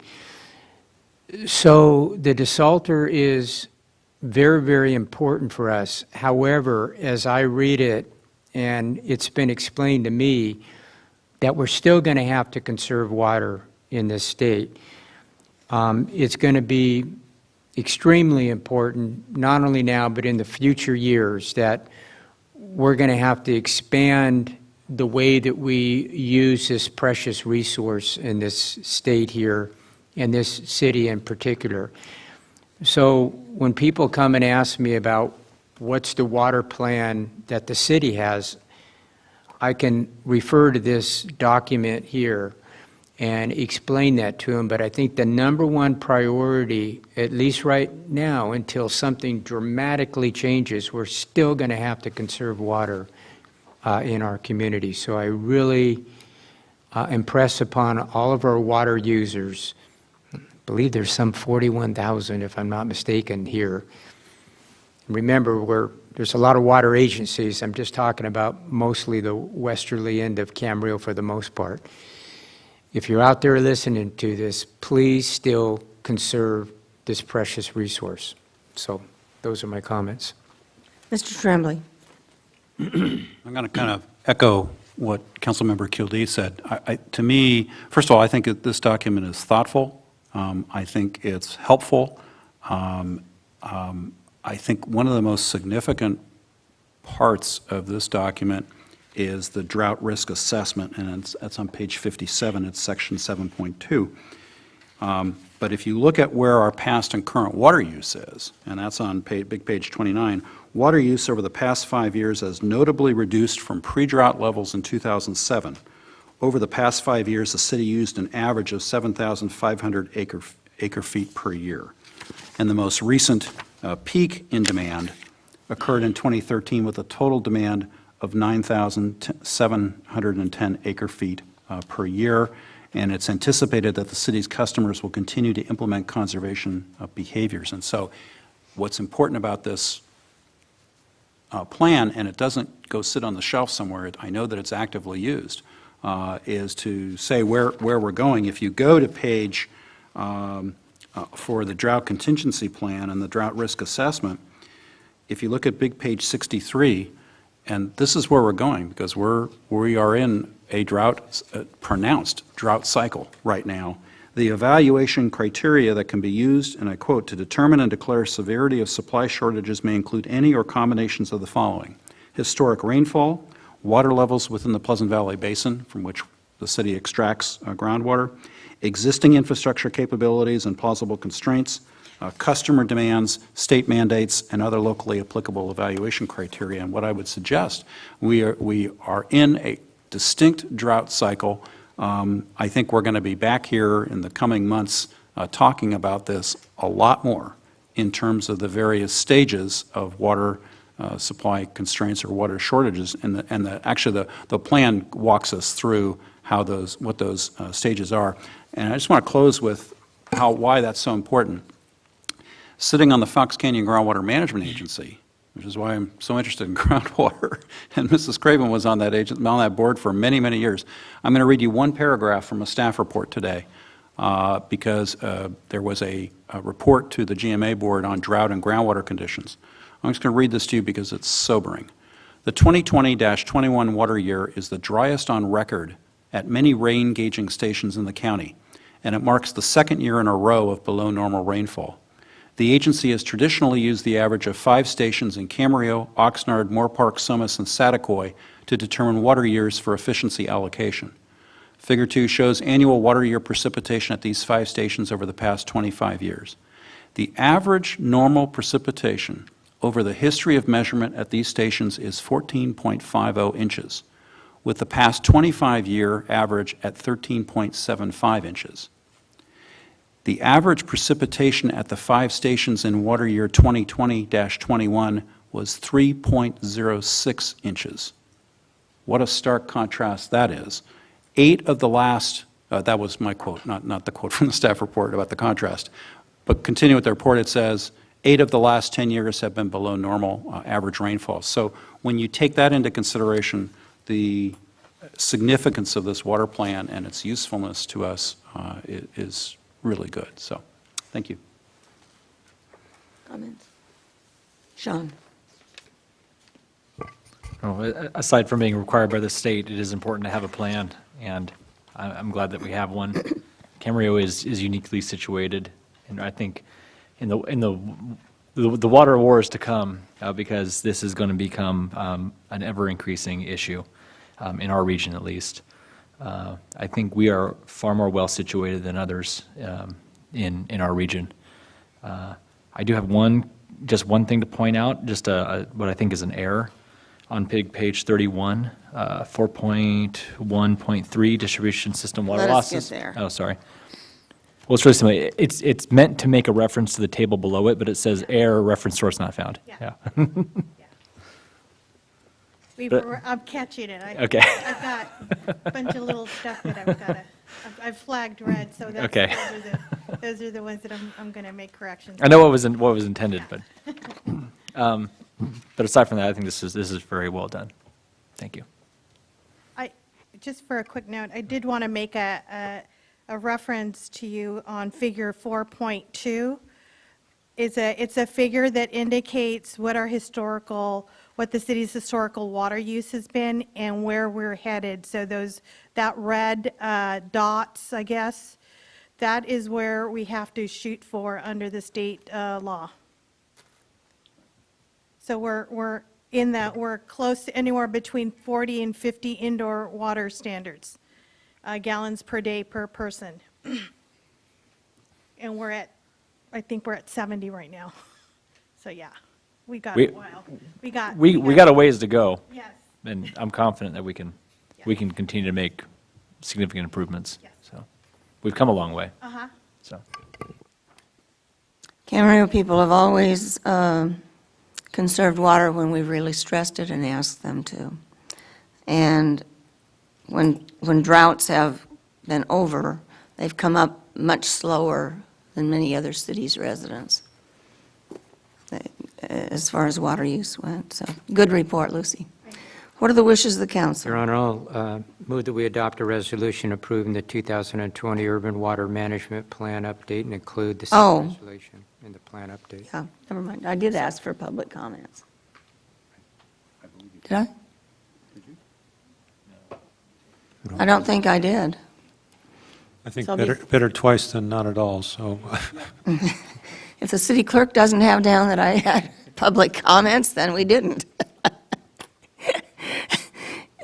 I'll open a public hearing. Is there any member of the public who would like to speak to us on this item? Seeing no one come forward, I'll close the public hearing, and now I'll take your motion, I Mr. will Kildee. move that we approve the 2020 Urban Water Management Plan update and include the said resolution in the plan update. There's a motion and a second. Please vote. Motion carries unanimously. Okay, I will need to reopen the successor agency. You need to reopen the CAMSAN. We'll reopen the Camarillo Sanitary District Board of Directors meeting. And the next item on the agenda is for all three agencies, the Capital Improvement Program, fiscal years 2021 through 2026. Yes, thank you, Mayor, City Council members. Another public hearing. This is a short presentation by Ken Matsuoka, Principal Engineer. Evening, Mayor and Council. Tonight, we're here for the adoption of the five-year CIP, fiscal year 21 to 26.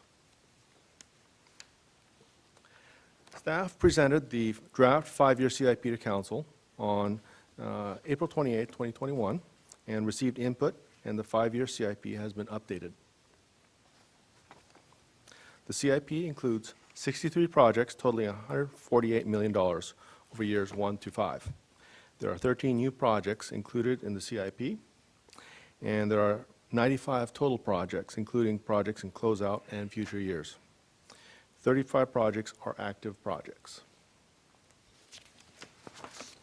And we have a couple of projects that have updates since the last time Council's looked at that, at the CIP.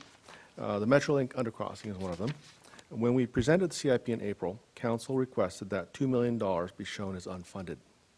That change was made to the CIP for this project, and year 3 shows that amount unfunded. Staff will coordinate with BCTC as the project progresses to see if additional grant money can be allocated to the project for the unfunded portion and see if other possible grant sources are available as well. The Cayugas Creek slope restoration project. This project involves the restoration of creek erosion in Cayugas Creek and is not related to any critical life or safety issue. This project is dependent on identifying funding sources and is scheduled for year 5 in the CIP. And construction is shown in future years. The project previously used Fund 221 Maintenance District 1A, MD1A, for funding. However, these funds are needed for landscape and tree maintenance in the Mission Oaks area, so the project is being shown as unfunded in year 5. This concludes staff's presentation, and staff recommends the City Council adopt the 5-year CIP. And I'm available for questions if there are any. Are there any questions? Sean? Just one quick question. The Metrolink, just to clarify, for the Metrolink under pedestrian undercrossing, that's still a rough estimate. We don't have a hard estimate on that. Is that right? That is correct. Yeah, we recently, we're going to hire a firm that will effectively do that. That is correct. We estimate that number will only go up. That is likely correct, right? It's likely, but we have a ballpark estimate that we've created. We won't know until we have the firm review more details on the project. Do you know what the timeline is for that, to have more hard numbers? I would estimate a couple of years before we get far enough into design to have really good numbers. It's a long process to go through with the railroad, so that's going to take a while. Thanks. Any other questions? Tony? I have a comment. Okay, questions? No other questions? Okay, comment. Got a public hearing? We have a public hearing. Yeah, I'll open it. Is that your question? No. I read my mind. Did you reconvene yours? I'm going to open the public hearing. Is there any member of the public who would like to speak to us on this capital improvement program? I see no one coming forward, so I'm going to close the public hearings. Now I'll take your comments. Thank you, Madam Mayor. On the Metrolink undercrossing, I know we had, I guess I would describe that as very robust discussion on that issue during our budget sessions.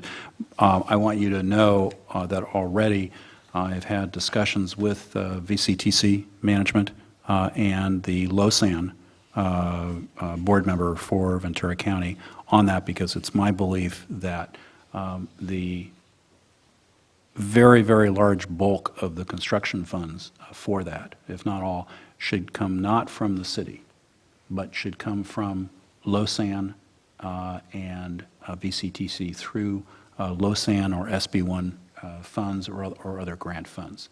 And we know that those funds are out there. I think we had good news on the Leesdale project. In any event, we're already having, I just want to assure you, Sean, I'm already having those conversations, but it's going to take a while for things to come to gestation, but we're pushing.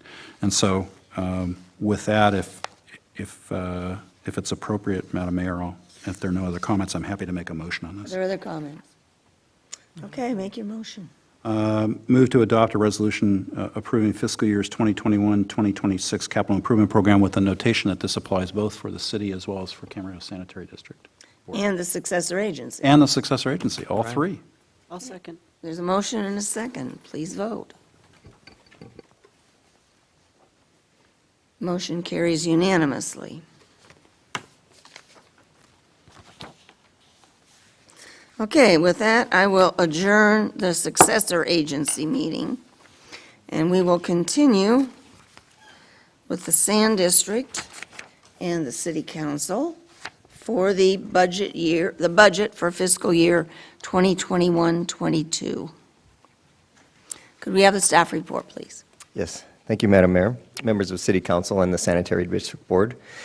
Tonight we'll be considering the adoption of the fiscal year 21-22 budget, an annual budget. And as part of that, there are also two other items, the annual GAN appropriations limit and the GASB 54 commitment of fund balance.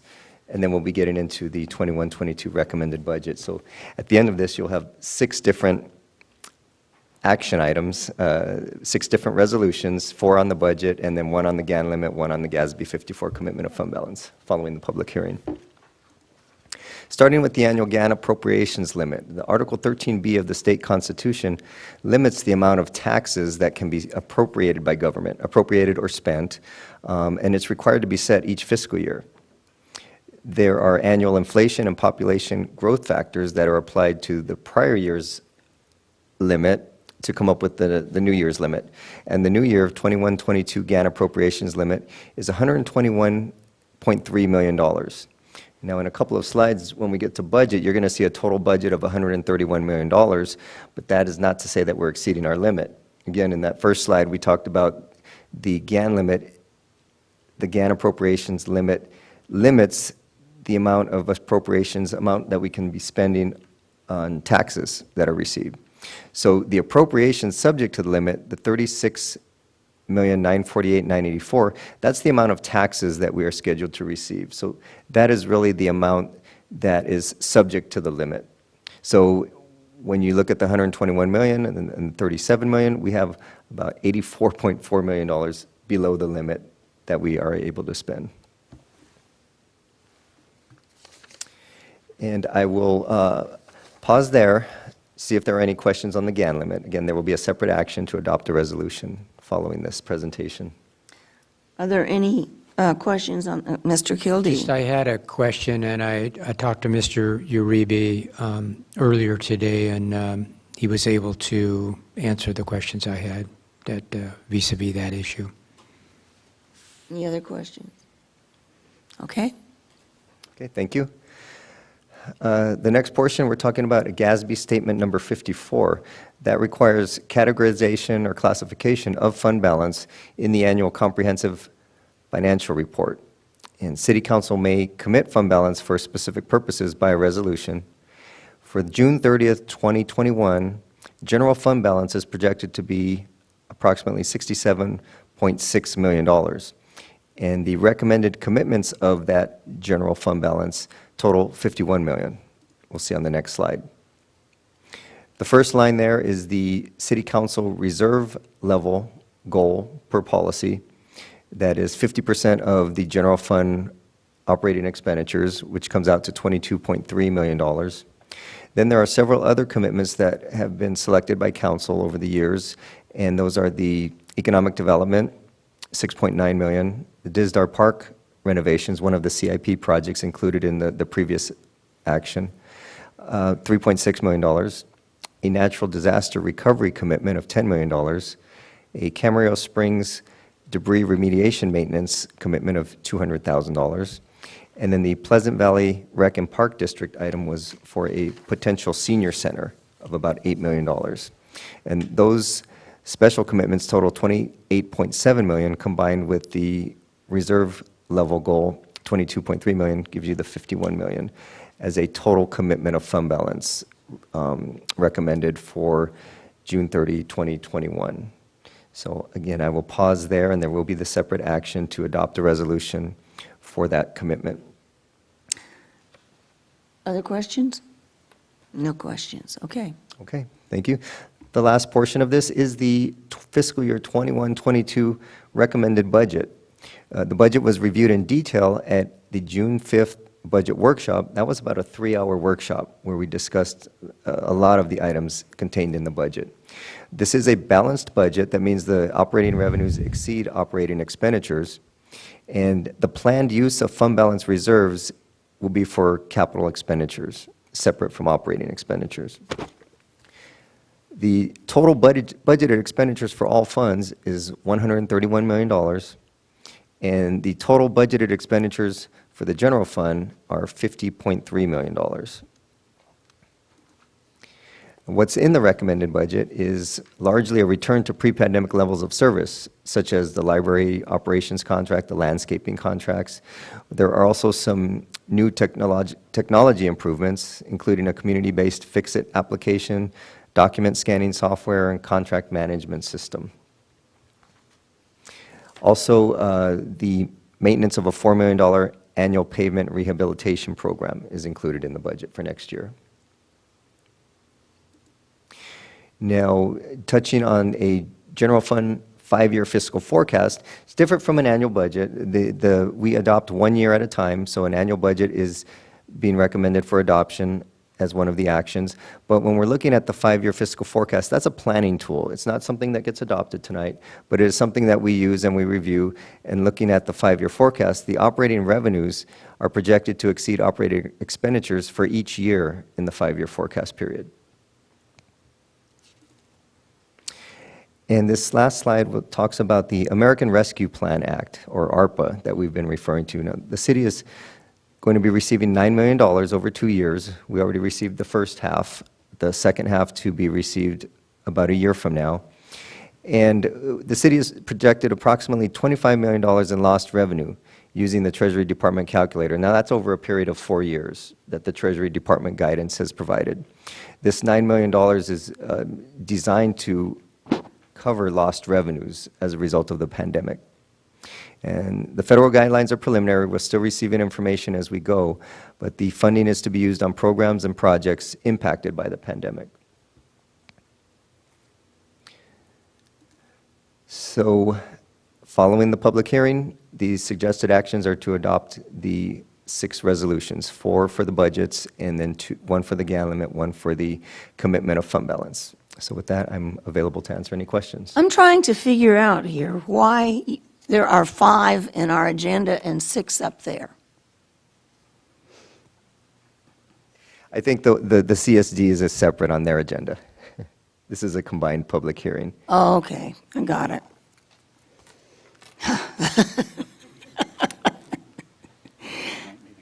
Other questions?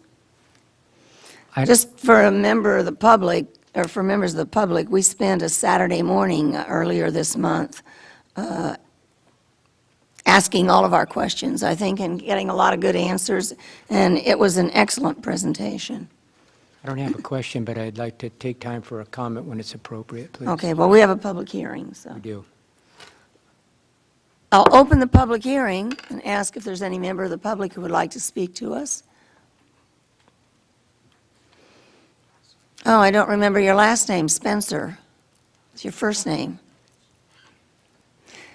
Spencer is my first name. Richie, spelled Richey, is my last name. Thank you. And I'm just wondering, how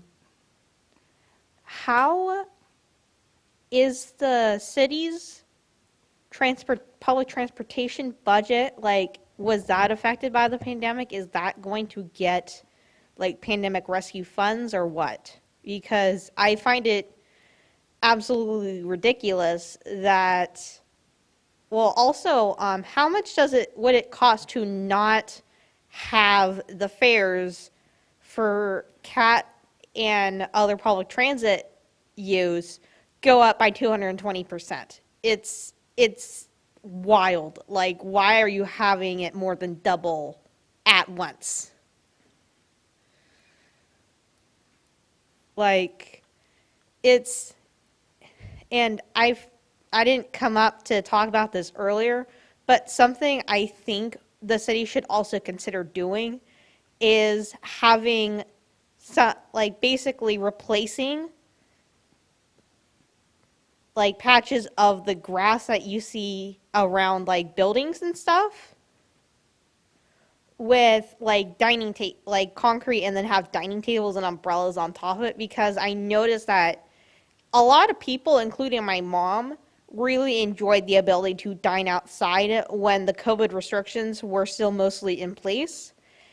And it would kill 2 birds with 1 stone by providing places for people to take out stuff and dine out. And it would also reduce the amount of grass that we have to water, and thus that would also reduce the city's water usage. Thank you. Thank you. Okay, is there anybody else who would like to speak to us? Seeing no one else come forward, we will close the public hearing and open it up to comments. Like me to start?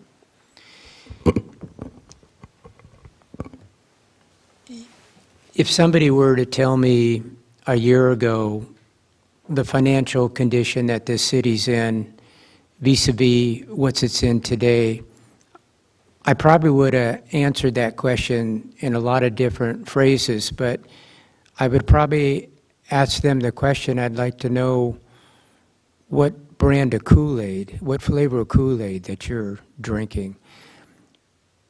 Last year at this time, we were in the worst pandemic that we've ever been in the city and country since, I believe, 1900. And I was really, really concerned. I was really concerned about our budget for the city and what we were going to do, how we were going to manage. And for us to come out of this pandemic in the financial condition that we are is startling to me. It's, I would have never guessed it in my wildest imagination. And it's due to a number of things, and it's stimulus money that came into the city, but it's also management of our executive team here. It's also the outstanding employees that we have here in the city that were asked to wear a lot of different hats, and most of them, if not all of them, stepped up and said yes. I'm willing to do whatever it is to keep our city, and I'm editorializing now, but keep our city, in my opinion and others, as the finest city in the county. And I want to thank the staff. I want to thank management. I want to thank this council. I want to thank the residents of this city for once again stepping up and making sure that we survive this. And this was a very pleasant experience for me to go through this budget, which oftentimes, and I serve on a lot of other agencies, as a lot of my colleagues do, we don't have as good a news as this. And I just want to make sure that those that were responsible for this, which are many, are thanked from the bottom of my heart. And we're in good shape here for the future. And we're going to continue to be in good shape with the management team that we've got here and our employees. And I want to thank them for that. Thank you. Susan? I agree with everything that Mr. Kildee just said. And I do want to point out, in addition to how well city staff and all the department heads came together, not only to budget wisely, but to also manage our finances day to day, in so much as what employees had to do to pick up for each other. Anyway, but in addition to all of that, we also were able to give quite a bit of money out to our local businesses in grants and our loan program. And I think that's something that I will be very proud that we as a council and the city were able to do for our community. In addition to managing our finances really well and be able to look back and say, whoa, you know, okay. Because I agree, when the pandemic started, I remember distinctly thinking, well, you know, I was sort of prepared for a fire or a mudslide. I was not prepared for being a council member during the pandemic. So I'm really proud to have been part of this council and the city for how we manage it on so many levels, but especially financially. So, Sean? Emerging from the late 80s, the city and its residents have always benefited from what has been prudent financial, fiscal management, budgeting, conservative management and budgeting. This budget here is a reflection of that continuance of that. I'm glad that it's balanced. And yeah, we could not have predicted. But all that we were, able to go through, we didn't know what assistance, if any, we were going to get from anyone. I think we made the right decisions then with the information that we had to try to be as conservative and as well prepared entering the unknown that was the pandemic. But we're coming out the other side, and I'm really proud and happy of the position that we're in. Tony? Thanks, Madam Mayor. I agree with what my colleagues have already said, and I would reiterate it. A couple of additional points. As the mayor noted, we had a Saturday budget session where we asked a lot of questions regarding this budget, but we also had a significant amount of time prior to that and discussions prior to that. So this budget has been really looked at extensively, so I don't want anybody in the public to get the wrong idea. We have asked an awful lot of questions and had a lot of discussion. When I look back where we were at this time last year, going into 2020/21, it's remarkable where we are right now.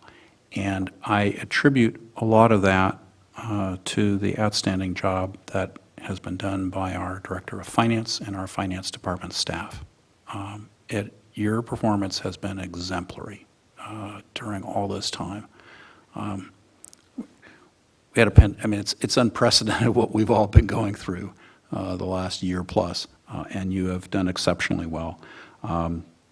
As Sean said, this city has benefited by our conservative budgeting, our healthy reserves. We really pay attention to that. So it will be, and by the transparency that we have on our city website, where anyone can go in and look at our finances on a transparent level through OpenGov, is what I want to say. Sorry. And I know it's right there for people to punch in. So anyway, kudos to staff, and I'm very supportive of this. Thanks. Well, I think it's all been said, but I will add, Kevin said that if anybody had asked him a year ago, he would not have thought it would be possible to be in this position. I'm going to say, if anybody had asked me 33 years ago, I would not have thought it would be possible to be in this position, pandemic or not. I think the city has done well, and it's because our staff has heard what the council has said year in and year out. We want to do things conservatively. We are fiscally conservative, and I think it shows. So with that, I don't get to make too many motions this year, but I would like to make, we have a public hearing. No, we had the public hearing. Your Honor, I have a Yeah, and after that one that I omitted, I want to make sure we have our public hearings. I would like to make a motion to adopt a resolution approving the 2021-22 Camarillo Sanitary District budget. I'll second that motion. Call for the vote. Call for the vote. You're not on. There, I'll turn the mic on. Okay. All right, so the vote on that motion is, I believe, 5-0. All right, thank you. Okay, for the city budget. Your Honor, We may not have a budget coming up, I just want to, I have to recuse myself. but we're I doing the believe. budget right now. Yeah, so I'm That good. comes I'm up good so later. far? Okay. Yeah. Let me know when I have Okay. to, please. Okay, so this is just the budget. This is number 1 on your white agenda. Okay. I'll move to adopt a resolution approving the FY 2021/22 budget and authorizing appropriations for fiscal year 2021/22, excluding the trolley and community service grants budgets. I'll second that motion. There's a motion and a second. Please vote. Motion carries unanimously.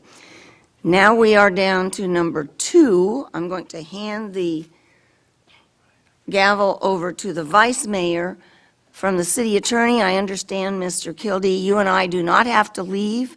We just must remain silent, and we're going to abstain on this issue. And Because we have a financial, I have a financial conflict of interest. My husband and I own property that's within 500 feet of a trolley stop. And I rent property within 500 feet of the trolley. for your business. For your business. For my business, Right. yes. All right, with that, do I have a motion? I'll move that we adopt a resolution approving the fiscal year 2021-22 trolley budget in the amount of $265,000. I have a motion and a second. Please vote.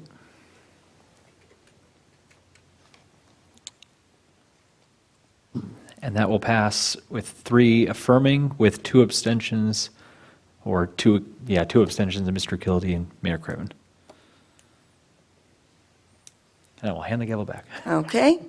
Now we'll go for number 3. Your Honor, I'll adopt a resolution approving. Well, let's first give Ms. Santangelo an opportunity to speak. It's okay. I will be abstaining from this vote. My mother is on the board at Studio Channel Islands and is one of the organizations receiving money through the grants. Okay, now, Okay, so with that, I'll adopt a resolution approving FY 21-22 community service grants budget in the amount of $58,327. there's a motion and a second. Please vote. Motion carries unanimously. Oh, Oh. no, it doesn't. It carries 4 with 1 abstention. Okay.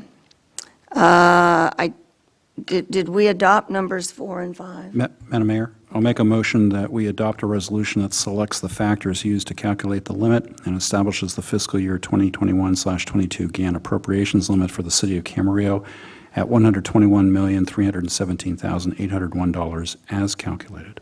I'll second. There's a motion and a second. Please vote. Motion carries unanimously. Madam Mayor? Yes. My next motion will be to adopt a resolution to commit $50,951,800 of the projected general fund balance for the fiscal year ending June 30, 2021. I'll second. There's a motion and a second. Please vote. Motion carries unanimously. Now we go back to item 4, new business. Did we do Gatsby? Oh, yes. Did we? Okay. Madam Mayor, I'm going to go ahead then and adjourn the Sanitary District Board meeting at this time. Okay. And I previously adjourned this successor agency meeting. Item number 4 is new business, oral communications, information which does not require action. Mr. City Manager, No comments at this time, Mayor, thank you. Mr. City Attorney, I have no comments tonight. start with Ms. Santangelo. Okay, for meetings attended June 10th, the Airport Authority, which was interesting. June 16th, Clean Power Alliance Executive Committee. June 22nd, the Investment Committee. And that's all I have. Mr. Mulchay. June 10th, Airport Authority meeting. It was an interesting meeting to just to get you all up to speed, and there will be more information to follow. Obviously, the public is very involved in this item, and they were at that meeting. But there were there was an item under correspondence. It was the letter that was referenced earlier from Mr. Kip Turner, Director of Airports, to our City Manager, Greg Ramirez, in regards to his request to consider or desire to look at modifying or revising or amending the GPA. So there was quite a bit of public comment, and then we had quite a bit. I should say we had very little discussion on our end on the Airport Authority because the airport director refused to discuss anything related to that matter under the advisement of County Council. So,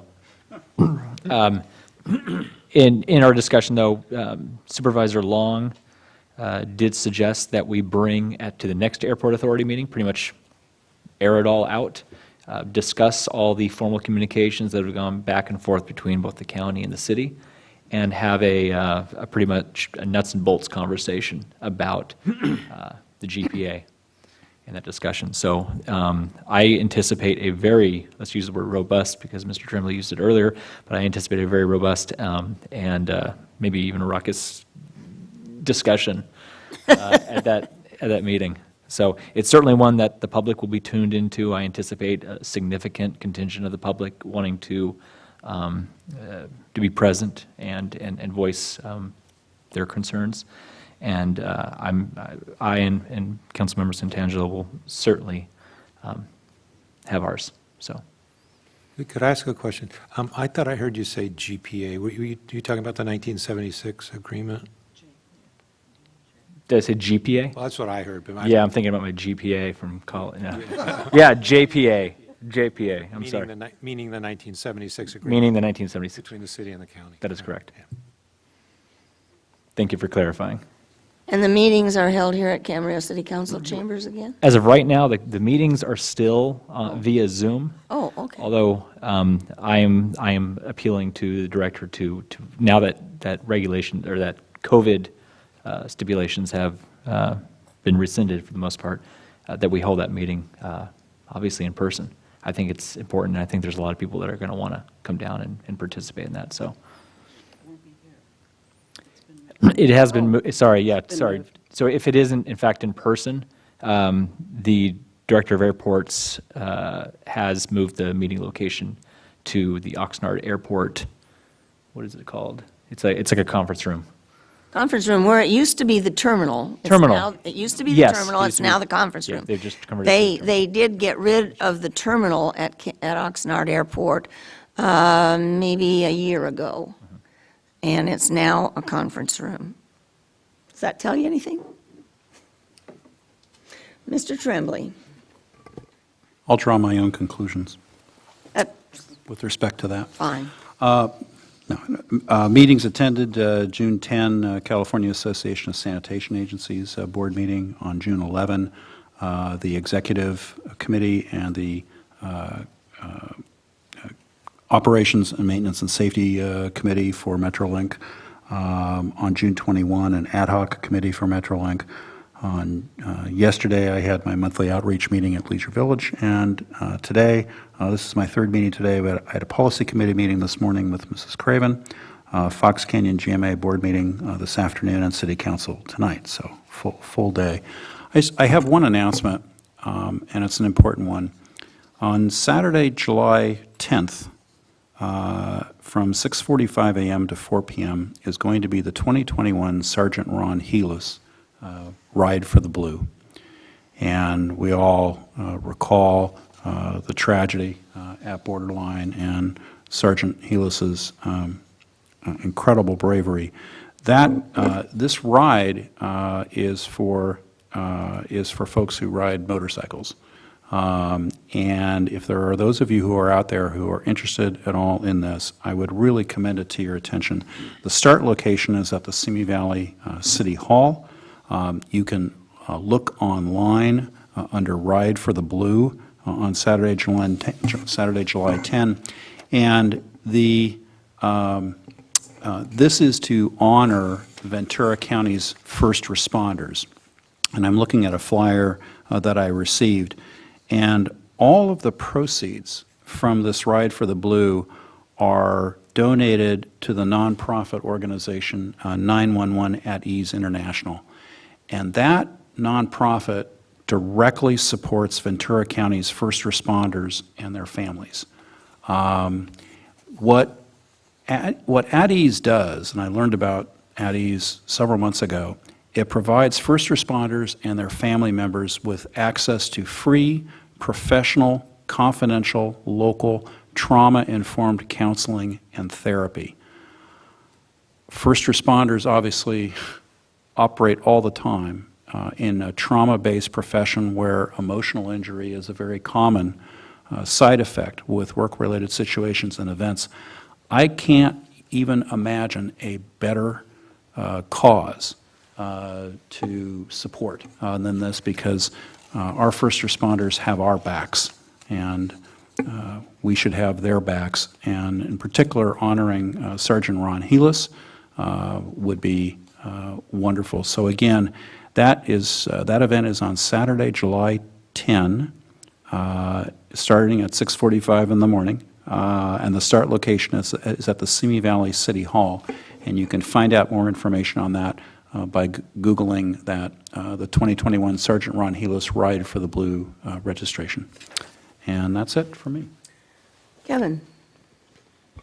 Okay, I'll start with meetings attended, June 17th of VRSD, June 22nd of VRSD, and also June 22nd with Ms. Santangelo, an investment committee meeting. And This past Monday, I had a thrilling ride with Commander Tennyson up to the detention center in Ventura. And if you ever get a chance to ride with Commander Tennyson, I would recommend that you tighten your seatbelt as much as you can. He is always on duty, and he is protecting ourselves. I won't get into what happened, but it was all good. When we went up to the detention facility in Ventura, Commander, I'd like you to personally thank the sworn officers there, the civilians that are there, and what great work and outstanding work they're doing with the mentally challenged individuals up there. I'd like to go visit it again. I really appreciated that tour. I know several of the council members have gone, and will continue to go. But if you could please pass my thanks for what they do for our great city. They are so well trained. So well trained. And speaking to them, the training that they've gone through in the last 5 years from what they had previously is extraordinary. And they're just extraordinary individuals up doing extraordinary work. So I want to please pass that along to them. Also, I am getting some calls on, and you don't have to answer it tonight, but the small parcel between Daly Drive and Las Posas, what's happening with that? That's the one that had the soil remuneration for many years. I believe it's been in escrow. People are somewhat curious. Again, you don't have to answer tonight, but if you can get back to me at some point on that, I'd appreciate it. So that's all. If you can answer tonight, we'd all like to hear. You have an answer tonight? We did receive a pre-application submittal for a new service station, fuel station at that location that we processed, and we have not heard back from the applicants that submitted that. So nothing really to report so far? No, okay. that's correct. Thank you. That's all I have. Well, I got off lucky. I only had 2 meetings.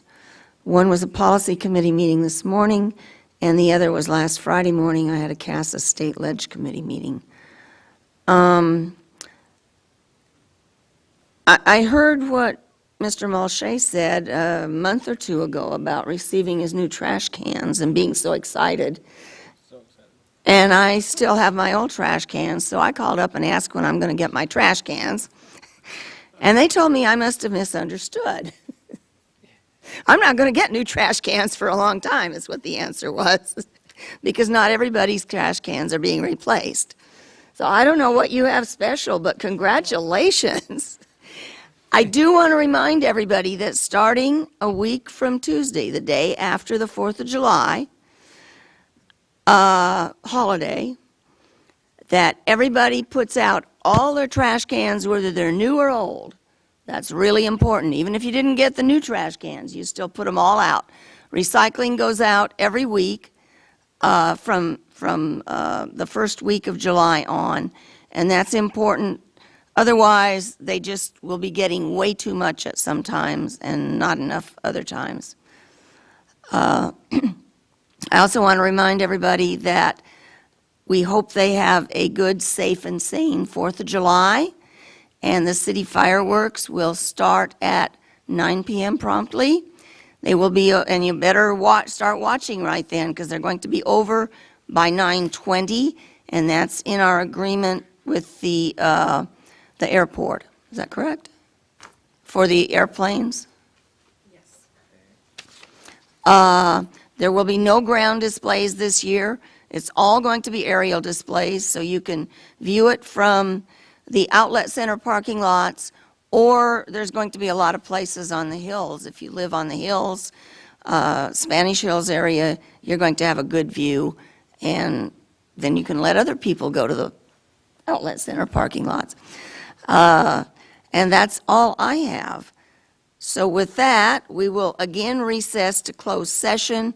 The attorney has already read the circumstances under which we can go into closed session, and I do not believe we'll have anything to announce at the end. Is that? That is correct. Well, let me just say this. I expect that there will be no reportable action. Okay. So we will go into closed session at this point.